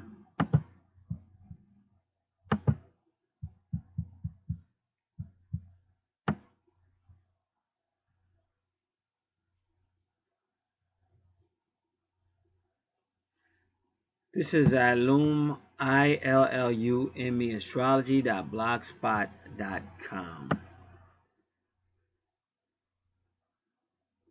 Now, anybody know who the late, great Joseph Campbell is? Well, this is a quote from Joseph Campbell. The cave you fear to enter holds the treasures you seek. Okay, Scorpio in the 12th house. You are highly perceptive, extremely intuitive, and possess a powerful X-ray vision and the powers of observation. Well, you plus that Virgo is going to help you too, that Virgo energy. You are highly sensitive to vibrations, and you see people for what they are, not as they present themselves to be. And somebody was saying that Sagittarius in the 1st house will expose like falsehood. It'll expose false teachers and false religionists and stuff. This can lead to a certain amount of paranoia, especially if you have been more exposed to negative people than positive because of your keen insight. And that's why you have people, I keep saying like the angels come here.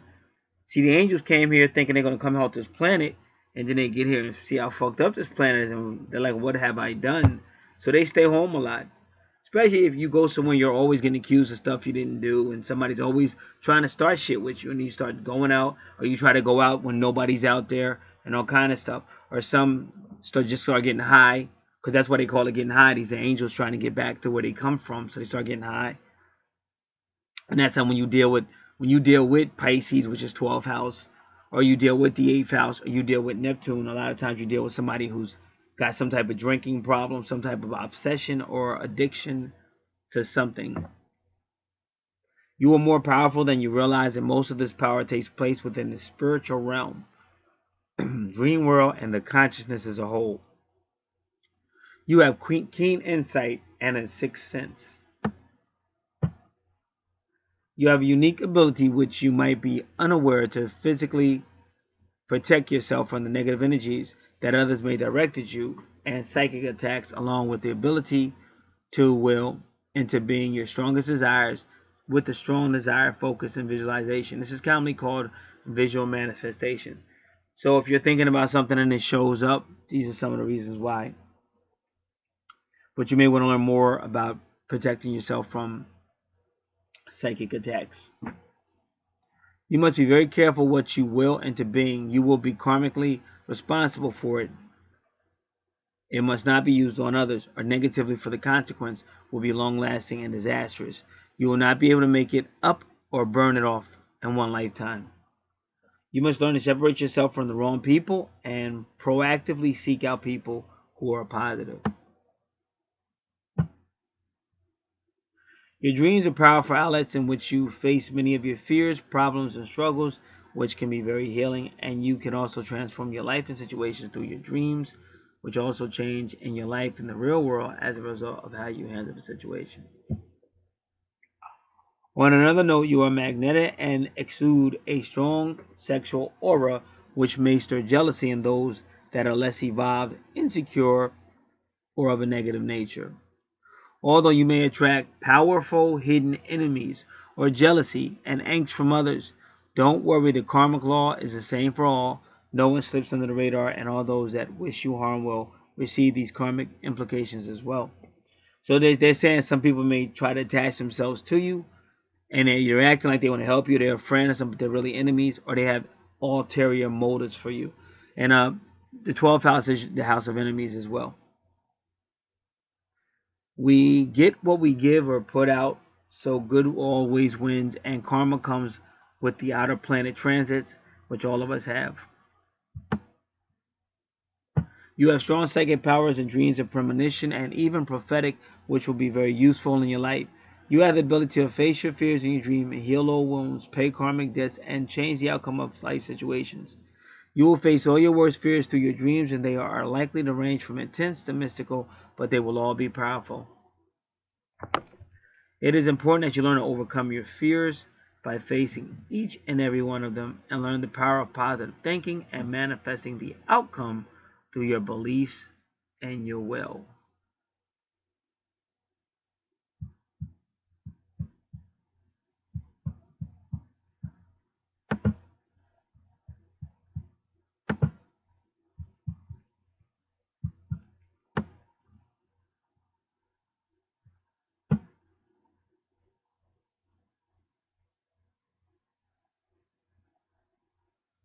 The 12th house, this is go to horoscope.com. The 12th house is the key to everything that has gone before. It is the accumulative subconscious which abstracts meanings from the past and builds a foundation into the future. It is a residuum of ultimate values. The 12th house is the end of the road where we find ourselves having passed through all the other phases of living. At the end of everything, prior to suggesting a new beginning in another cycle, it holds the secrets of life and the hidden or subconscious motivation for any life that may follow. It also holds the secrets of past lives that may have preceded this one. Obviously, it is the least understood area of the horoscope, and understandably the area most frightening to ordinary mortals. It involves prisons, hospitals, and other institutes that would remove one from society.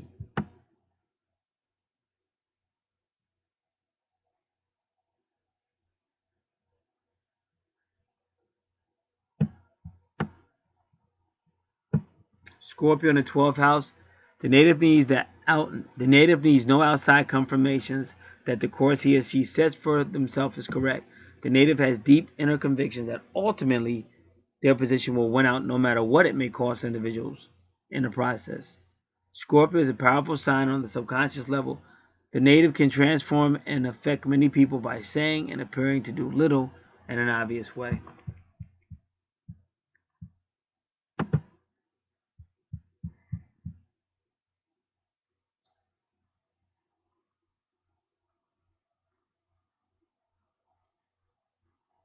The 12 houses. This is darkpixieastrology.com. The 12 houses are clear the color house. Clear the clutter house. Hidden things can be anything that's kept from others, usually referring to secrets.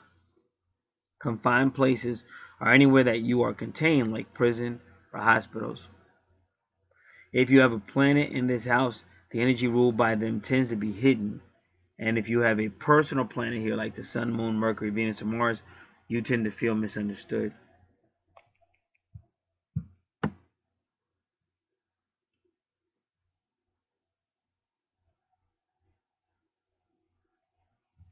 Twelve house in Scorpio.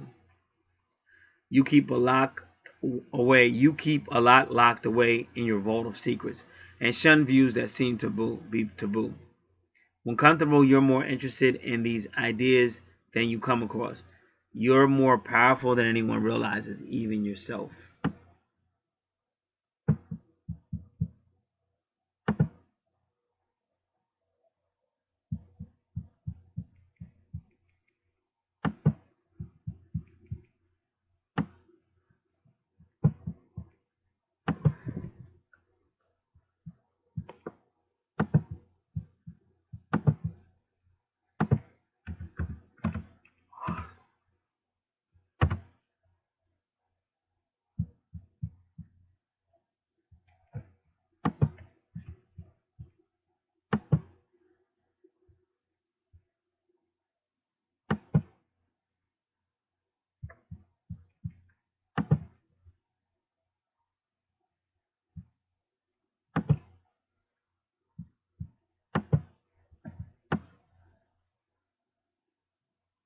All right, now this is going to be astrologyclub.com.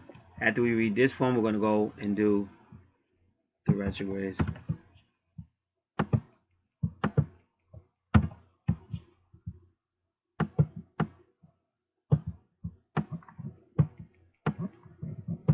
There's a lot of emotional and spiritual sensitivity in the 12th house, your 12th house, and you're open to it. You can feel the emotions and soul energies of others deeply and powerfully and constantly.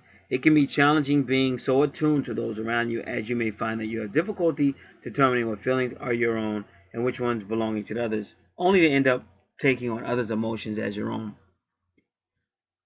But you will make a good psychic and astrologer and all that stuff.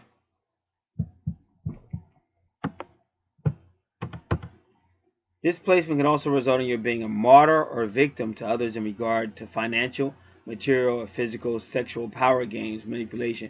That's what I was trying to tell you. That was the vibe I was getting. Because somebody will play you out and they'll act like they're helping you or something like that, but they're only just trying to rape you or something. So I'm going to read this again. This placement can also result in your being a martyr or victim to others in regard to financial, material, or physical, sexual power games, manipulation, or outright abuse, as they may take excessive advantage of your willingness to put their needs or desires before your own. It's always a mistake to put anyone's desires above your own unless it's like a parent you love or something like that. And again, if anybody's listening as I'm reading this, this is why some people who understand what their gifts are, that's why when you see the X-Men, they stayed underground. Like they were trying to tell you, you got these gifts that this planet's not ready for, they don't want it, and they want to come get you. Like they really want to kill you or abuse you and all kind of crazy stuff. So you have to really watch out. That's why if you're somewhere and somebody's just being mean to you for no reason, I don't know this person, why is this person being so mean or trying to get inside of my head? It's because these people are basically, I just like to say sent. They're sent to do exactly that. And you have to realize that. Nania talks a lot about stuff like that. You may also notice that others permanently borrow, aka steal things from you on a fairly regular basis because they're perceiving this person as weak. And that's why I keep trying to tell people you have to be very careful. Because you have some people say, oh, I want to be spiritual, and they don't understand the Bible.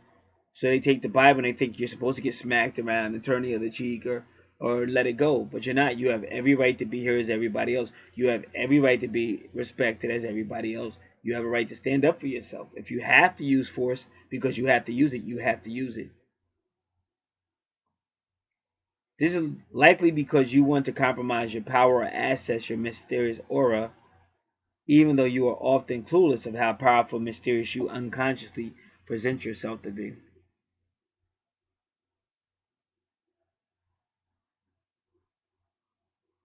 So these people keep coming around you because they're trying to get you to compromise your power or steal your power from these energy thieves, or they want to access your mysterious aura.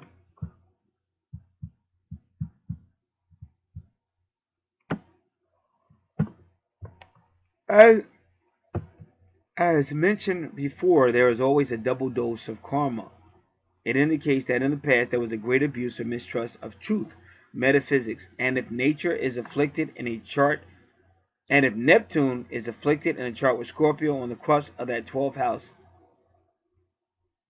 it implies the black magician of the past, a person involved with witchcraft, involved in false gods and false religion, especially in the Babylonian period of time. Because I got a twin, I did twins, and the female, she's pretty good. She's got her own channel and everything, but her boyfriend is like a nut job. He's a twin, but he's really a nut job. He'll stalk you, kind of crazy. Just stay on your channel, keep just liking the videos over and over again. He's like a nut job. But she's really intense too. But that's what it basically said in the past life, that they were like into like just dark stuff. So we're going to read this again. As mentioned before, there was always a double dose of karma. It indicates that in the past there was a great abuse or mistrust of truth, metaphysics. And if Neptune is afflicted in a chart with Scorpio on the crust of that 12th house, it implies black magician. So he said, I'm going to say it again just to make sure you'll hear what he's saying. And if Neptune is afflicted in a chart with Scorpio on the house or on the crust of the house, which means in the house or in the house. So Scorpio would have to be in the house of the 12th, which it is. Neptune just has to be afflicted, which it is. It's afflicted in the first house, I believe. Let me look at it. And Scorpio's in the 12th house. And the implication is this person relied on that black magic and stuff to get the Capricornian energy and stuff like that. But the funny thing is, like, you got to remember, Capricorn represents Satan.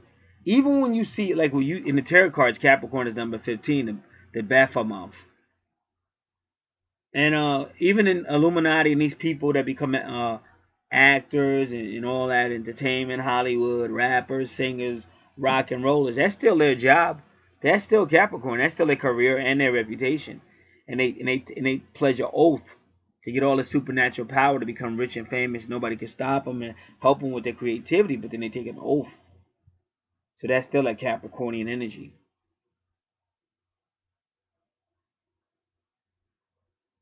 So that's why if you look at it, it starts off with a really Juno and Capricorn and Neptune, and then it kind of ends with Jupiter right before you get to Pluto. And it seems like they both did it, to be honest with you. And that's why her chart is kind of, I told you in the beginning, it's something strange going on, because they both did it. They both did it as a team. And that's why it's so intense now.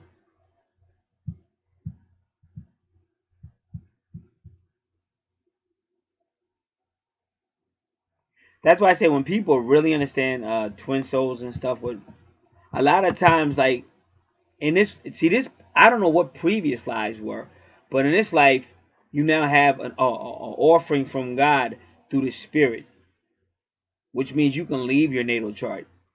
If you go spirit, you'll ascend right to God. You won't have to keep reincarnating and going through the soul and going through the soul and going through the soul. So that's why I said sometimes when twin souls meet, that's what it is. One don't want to be the soul stuff no more. They want, like, if they have any type of spiritual understanding, they know certain things you just can't do. You can't take oaths to the devil. You can't be having sex with everybody. You can't be an adulterer. So it's a lot of stuff you can't do. So when you see your soulmate, your twin soul, you already know that you don't really care what it is, because you're like, I don't want this. I don't know what it is. I don't understand this. I don't know why this person won't leave me alone. But you don't want it because you've already pledged that oath to God. And so what happens is, and then you two get into a battle, and then that person, again, because you're working off soul energy and karma and Scorpio energy and Aries energy, that person's not going to leave you alone, just like my twin didn't. Then they try to destroy you. They try to destroy your career, destroy your reputation. She did all of that.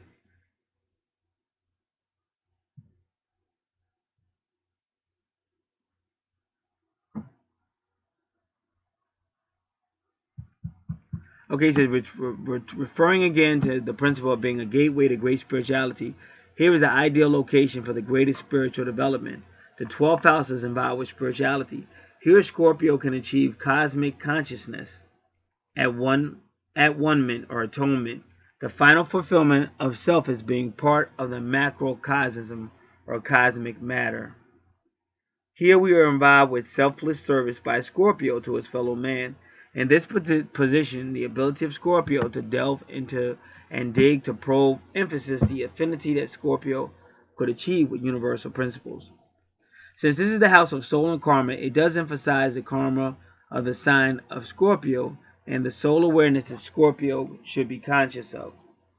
Also, Pluto representing personal, individual karma, the Scorpio location indicates that there is a possibility of Scorpio migrating all of the personal karma from the past, not the totality of karma, but the personal individual karma. The idea of mitigation, individual, personal karma, is an interesting one which requires further delineation.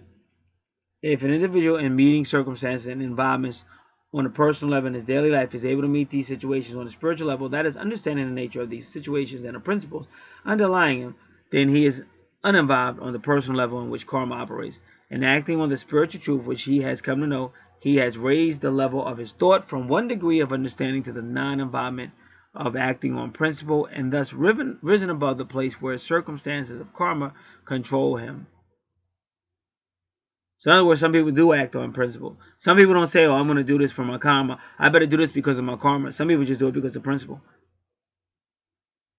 In truth, he has set aside his own personal imperfection and creations, which have returned him through the law of karma to teach him, and learn to use cosmic principle, which creates no disharmony, and thus is not subject to the retributive law of karma. So that's what it's the Christ-like principle, the cosmic Christ. See, he said a whole lot of stuff. So that's what I'm trying to tell you. You don't have to keep going on the wheel of reincarnation if you step into the spirit. But that's each person's got to make their own choice. Me personally, that soulmate shit is too crazy. I mean, that twin soul stuff. You have a great relationship with a soulmate, but the twin soul, that shit is rough. Of course, this also requires an understanding of the various levels of karma. There's planetary karma, there's racial karma, national karma, and family karma. And that's what you're working on. You're actually working on family karma in this life. So the person can rise above all circumstances in life, regardless of what the world is going through, regardless of what conditions surround the individual, and can function from a spiritual level. He mitigates his own personal karma. He can fulfill himself, yet still be involved in life, but not let the other karmic implications interfere with his own purpose in life. He is involved impersonally rather than personally. And that's why Sagittarius is so important, because Sagittarius, that arrow, is trying to shoot you into spirit, like that spiritual life, that cosmic Christ life, to get away from the soul life and karmic life and having to do this over and over again.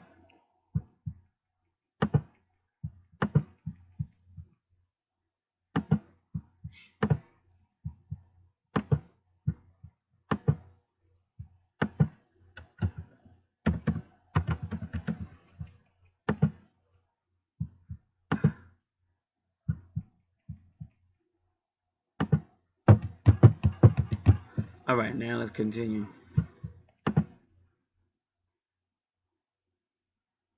So Keras is usually a nurturer or a healing. So Keras retrograde is usually implying there is no nurturing and healing. in that particular situation.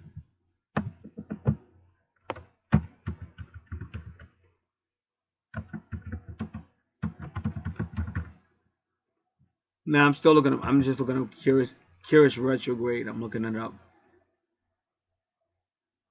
All right, let me just see this. And they said Curious is the universal mother.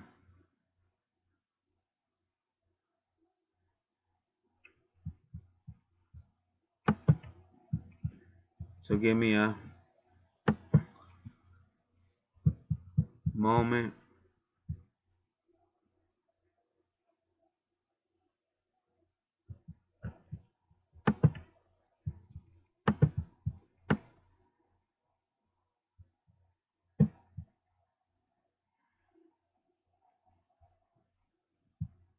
So Curious is the great nurturer or the great mother, but only is retrograde.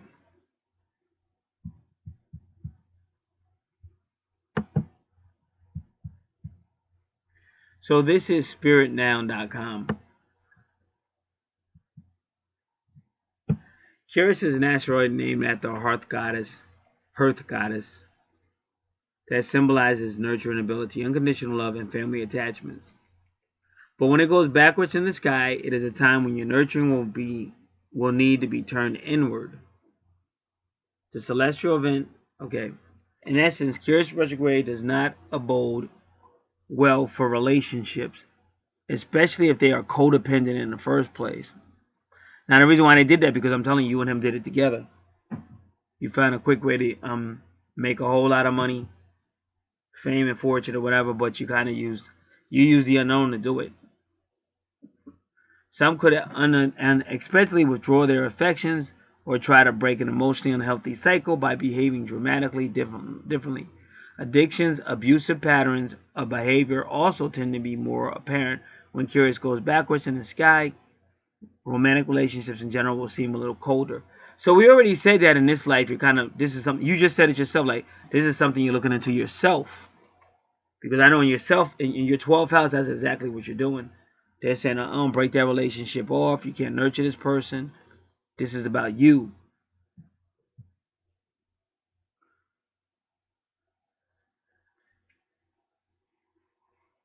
That's why I try to tell people, never leave your common sense. Because even with the twin flame, now when I was going through my twin flame thing, it just seemed like that's what I had to do. The universe was all throwing all of it my way.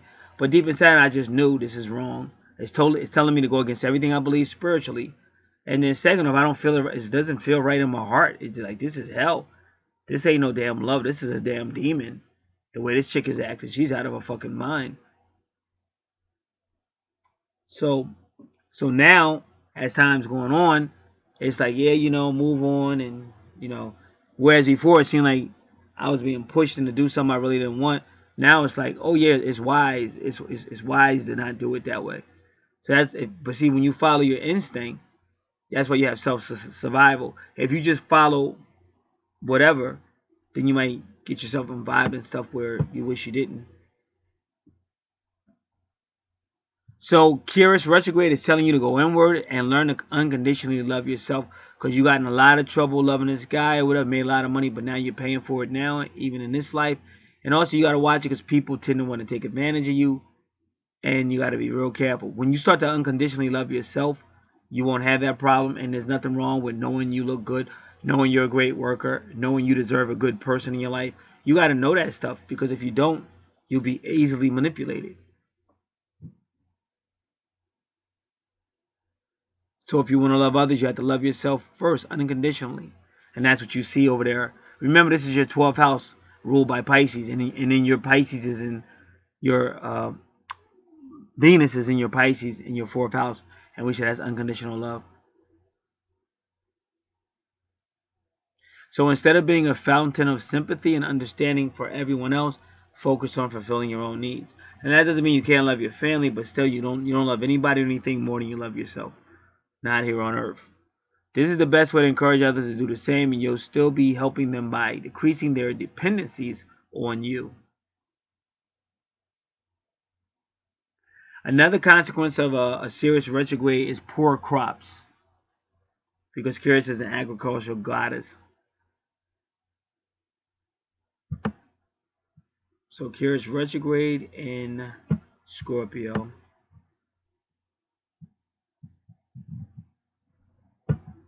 Give me a second.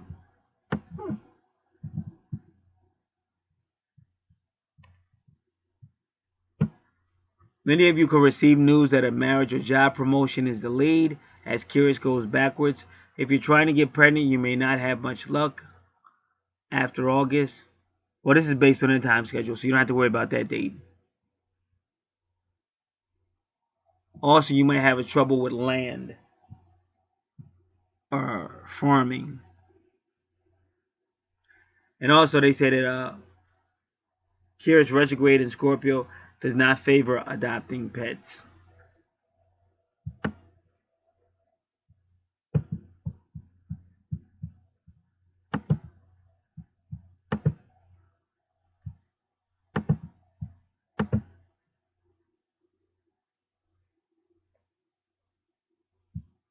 All right.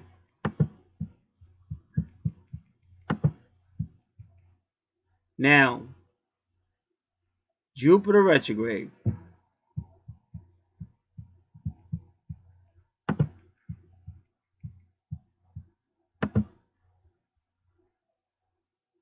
Jupiter is one of the social planets, one of the two social planets.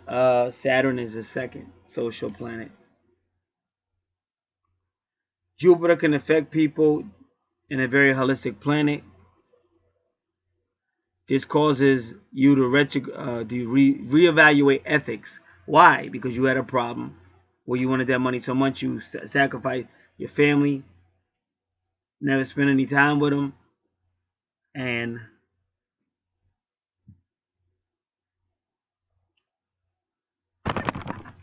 you may have engaged in the occult to get it. Spiritual beliefs and positions are questioned. Laws and acceptable or unacceptable behaviors are reevaluated. So that's what you got going on. That's why Jupiter's retrograde.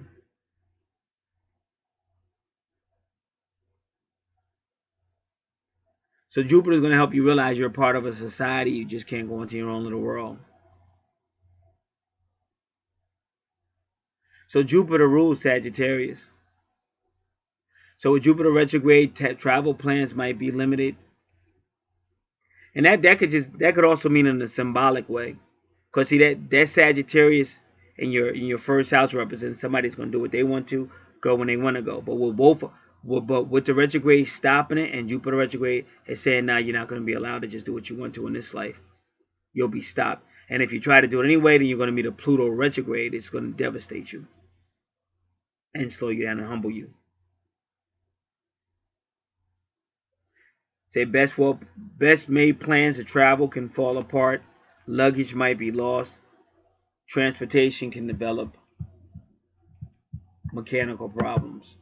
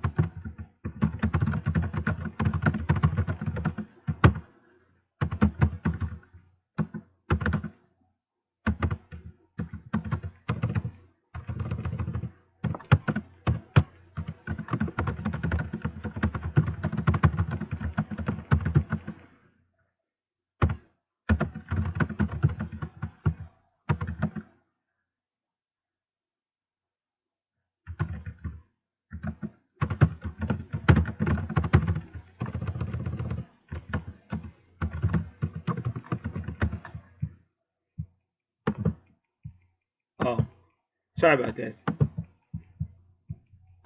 Sometimes you meet some of the most weirdest, crazy people, obsessed, stalking type people. So I kind of had to let that person know, stop stalking me. All right. So we'll get back. We'll go back and finish this up.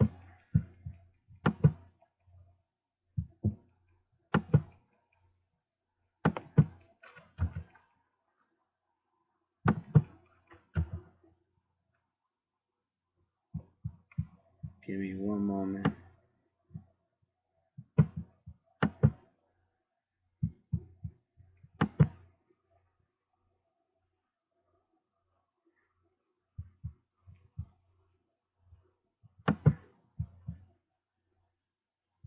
All right, just give me one moment. I'm trying to clear a couple things up.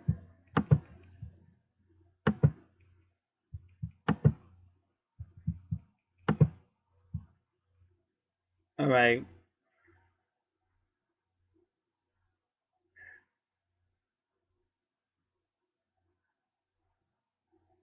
11th house, which is really Aquarius, ruled by Aquarius. So Libra in 11th house, you're talking about business, but really business contracts. It could even be lawful stuff, legal stuff. Could even be a relationship, but it will be a relationship where you like to be around friends and people.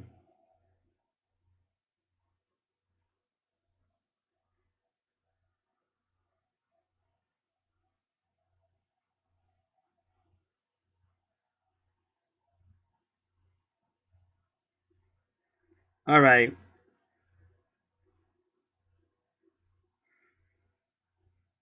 Let me see what time we got.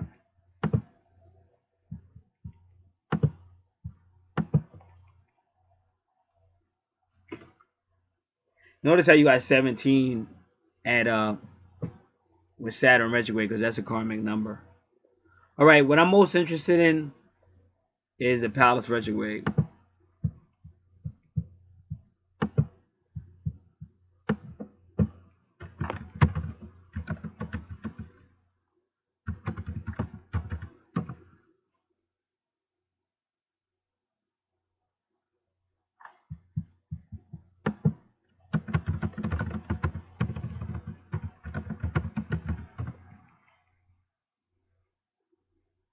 All right, let's just see. Let me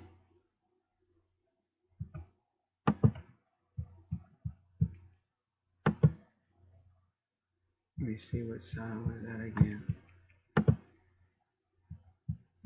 In Libra. See, I don't like that. I don't like when I type pilot Palace retrograde in a sign, and they I said Palace retrograde, they still gonna give me Palace.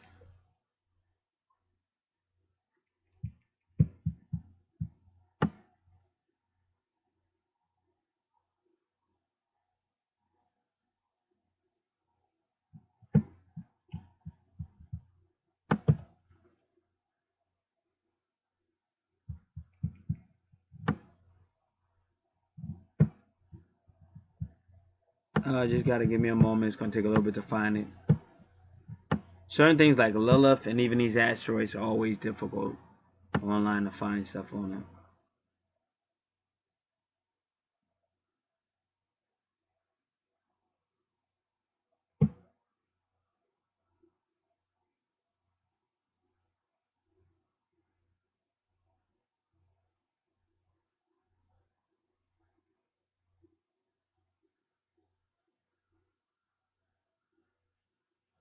Okay, this is called astropm.blogspot.com.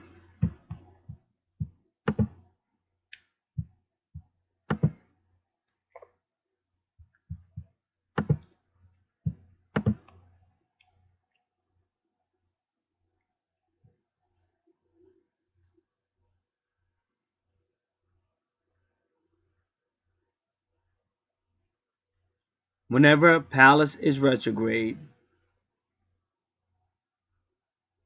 and it even says Virgo,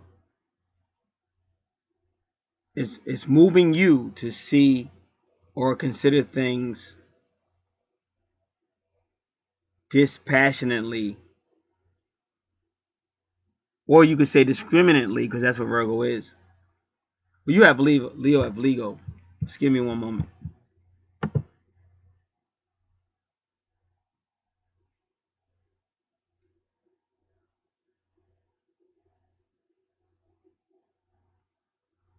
Like I said, you do got like a Virgo thing going on, especially with your 6th house.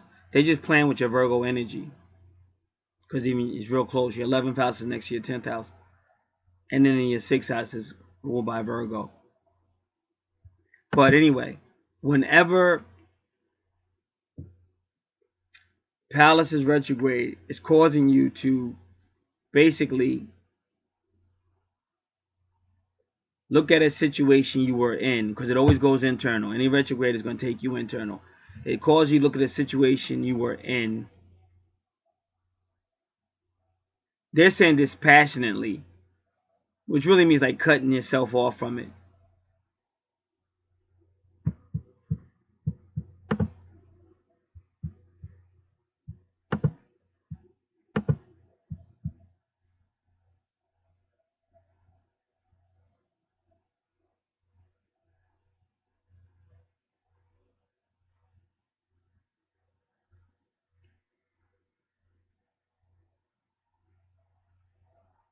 So he mentions your Capricorn page, because you do got a Virgo thing going on too. But then even he says it. It's another influx rolling through as we're going through our Capricorn paces about where we're going in life and how to get there. So again, that's how you kind of got in trouble, was with the whole Capricorn thing. And that's why I said is they're messing around with Virgo.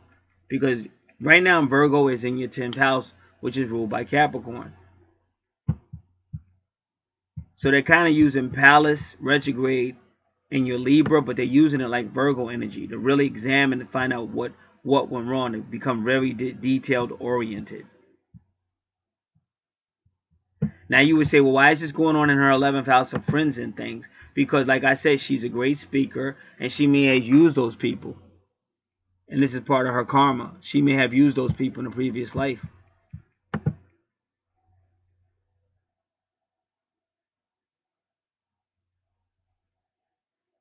But and the reason why it's both of them, because it could have been a legal matter. But anyway, both of them is both of them in a relationship. So that their 11th house is basically like, see, your 12th house dealt basically with you, telling you to get your shit together. And then on the 11th house, you see the number 17 twice. That's the karmic numbers. You even see the number 2. And then 1 and 1 is 2. Now it's dealing with both y'all. And 22 is a twin flame number.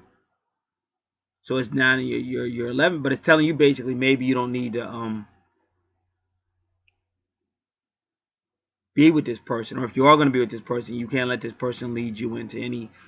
You got to put your family first, and then you can't let this person lead you into any shady activities.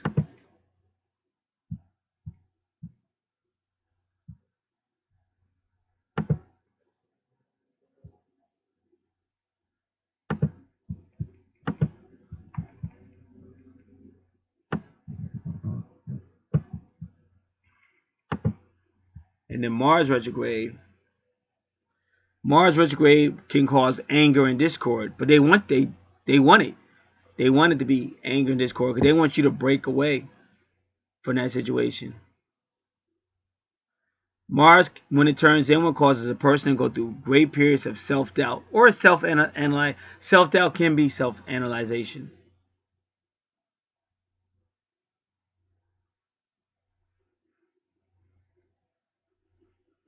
But you got to be careful, because it can create illness, heightened stress, increase in conflicts, or even passive aggressive or road rage. You have to be careful.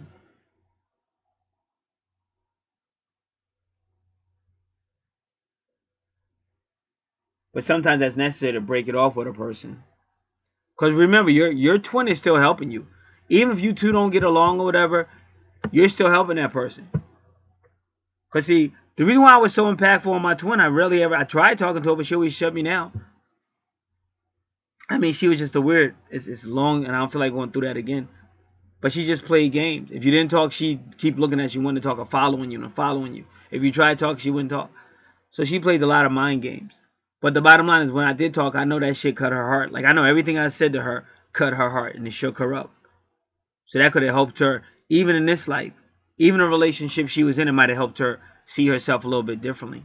Because I basically let her know, you're a drama queen. How can anybody work with you if you're going to be acting like that? So you help your twin regardless. Sometimes you have to tell them like it is.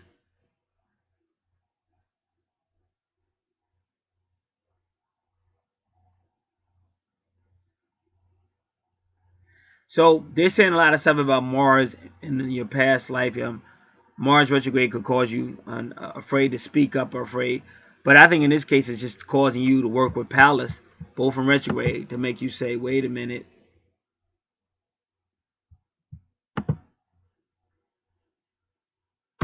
Maybe this situation isn't right.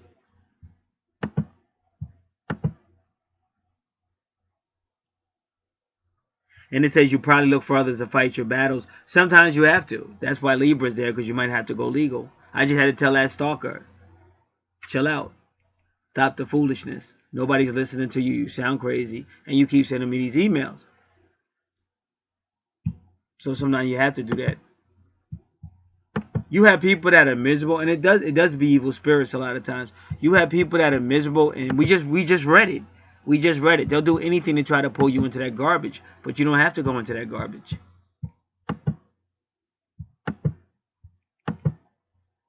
You only damage yourself.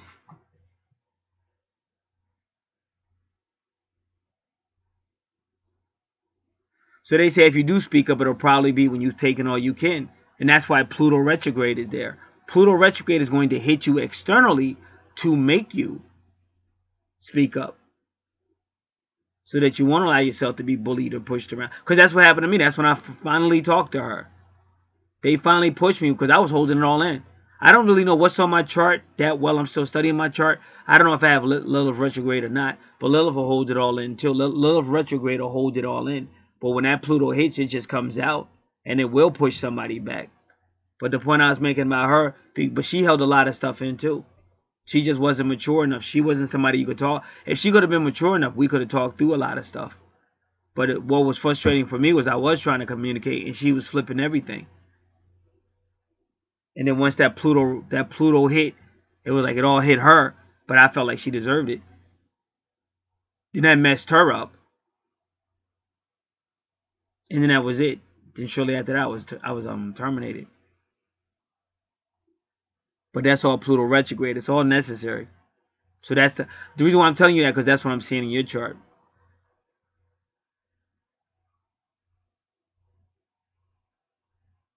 See, listen to what this says.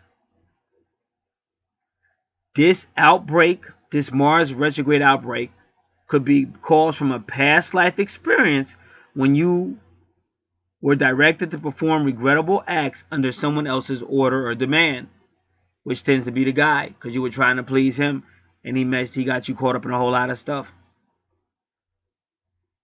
And they said probably this person was a criminal. Now again, I'm getting this information from paganpath.com, paganpath.com. So you want to be able to focus on hobbies, building, hammering, gardening, learning techniques of relaxation. But learn how to calm your stress. But I'm saying in this particular case, the universe wants you to have stress, because they want you to really put that guy in his place.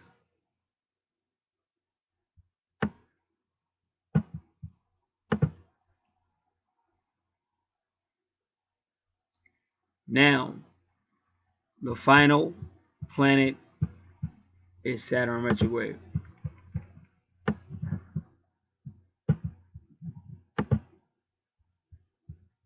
Now, this is the second social planet. Jupiter is the first. Slows everything down.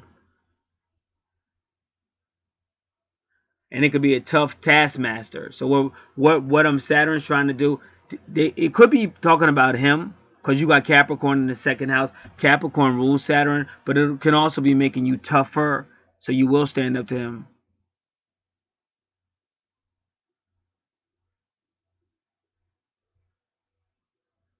And if they really want you to know the details, I believe you have Palace there too, because Palace works with details and patterns, and you're still dealing with that Virgo energy.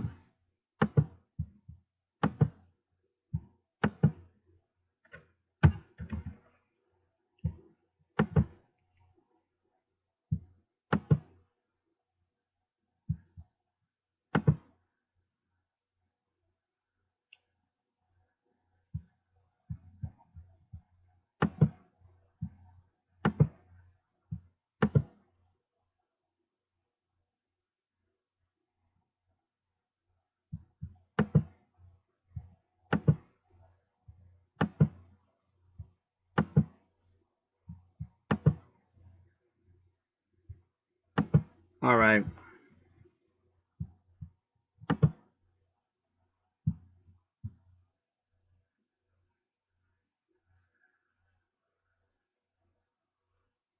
So they said during this time period, take time to breathe and do things the right way.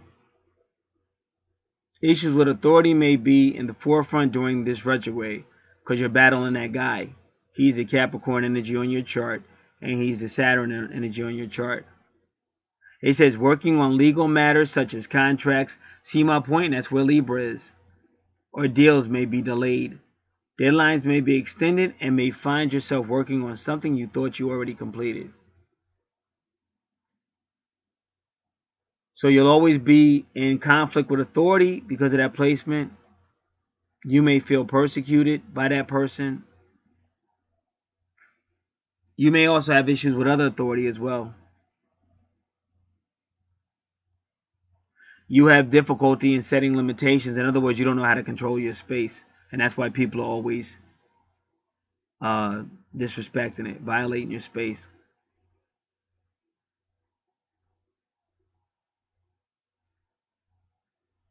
So the Saturn retrograde can also teach you patience. So in past life situations, you may have been in an abusive situation, which could have been this guy, this Capricorn energy. I'm just calling it. That doesn't mean his sign is Capricorn. It means he has a Capricorn energy.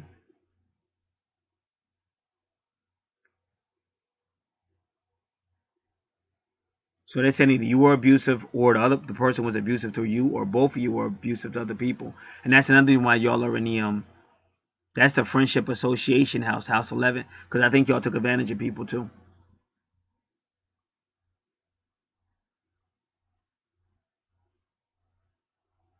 And back then you were immensely impatient, but we already discussed that. That's the old Sagittarius energy. You just want to do you, go ahead, make a lot of money, be famous, and you weren't worrying about nobody else, including your own family.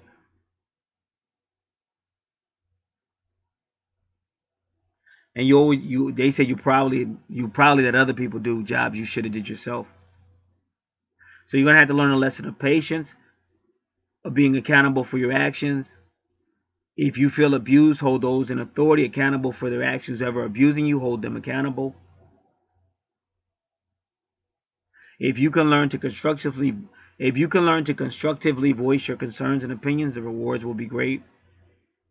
You have to learn to take control of this part of your life, and you have to end the cycle of victimization.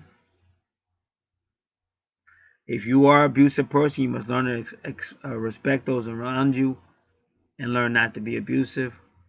Gotta learn how to add value to everybody, not just put value on people that you can use. And because you got that Venus and Pisces in the fourth house, learn how to love others. All right. Now, whenever you see houses where nothing's there, it's because they've already been covered by the other energy. 10th house is Virgo. We already dealt that. This is healing your Capricorn energy. 9th house with Leo. It's all being taken care of. You're not going to be allowed to just run and do what you want to in this life. Because that Sagittarius rules the house. Your Sagittarius is shut down and your first house is controlled by those retrogrades. 7th house is Gemini, but it's taking you into your 11th house. Because you and your partner are going to have to learn how to communicate honestly, not take advantage of people. And you're going to have to learn how to be law abiding, and you're going to have to learn how to work together. See how Aquarius is there to work with the people. That's what Aquarius does. It doesn't take advantage of the people. It works with the people. Fifth house of Aquarius, the same thing. You're being shut down. Notice how Leo is in your ninth house, being shut down in your first house. Notice how Aquarius rules your first house, being shut down in the first house, because you had a light. Your past life was running and doing whatever the F you wanted to. You didn't care who you hurt. It was all about you, your partner, who's probably your soulmate, your twin soul, and you were just milking people, milking anybody. You didn't really care about your own family. Boom, boom, boom. So that's any other house that didn't look like it had a lot in it. So that will conclude this video. Okay, never a reason to be upset. That's the worst mistake you can make. The same thing with this stalker. That's what's going on. But this person was difficult. I forgot them. They came back. I don't know why they came back. And it's the moment they came back, it was with a lot of crazy stuff. But I'm not the same person I used to be, because I would just I handle things a certain way. But now I just let it go. I give all glory to God. I'm thankful for everything I got. And I don't have to be sitting out here arguing with people and silly stuff.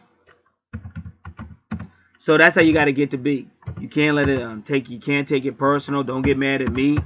I'm showing you. That's why I take second and third opinions. It's not my opinion. For anybody to get mad at me, that's just far silly. I could see if I did it all by myself, if I never checked out no other websites, and I just said, well, this is what I think your chart is saying. But I don't. I check it out with the fact. So to get upset with me is just silly. For anybody that's doing that, shame on you. But here's the deal. Like, I'm a very honest, realistic person. Here's the deal. I'm still going to eat. I'm still going to sleep.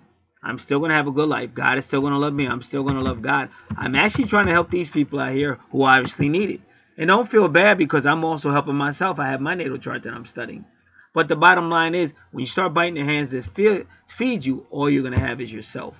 And when you have all these problems going on in your life, it's good to have somebody that can help you see at least where you need to work on it. Otherwise, you can go through this life effed up and then repeat it again and again and again. Now, if anybody else is interested in any information you see out here, any type of readings, any type of phone consultation, any type of intuitive natal readings, angel card readings, anything in that area, intuition, you can contact name numerology, birthday numerology. You can contact all that's in the information in the description box. We also send out the services offered, the price list that can go out as well. You can contact me there. It's been a pleasure. God bless.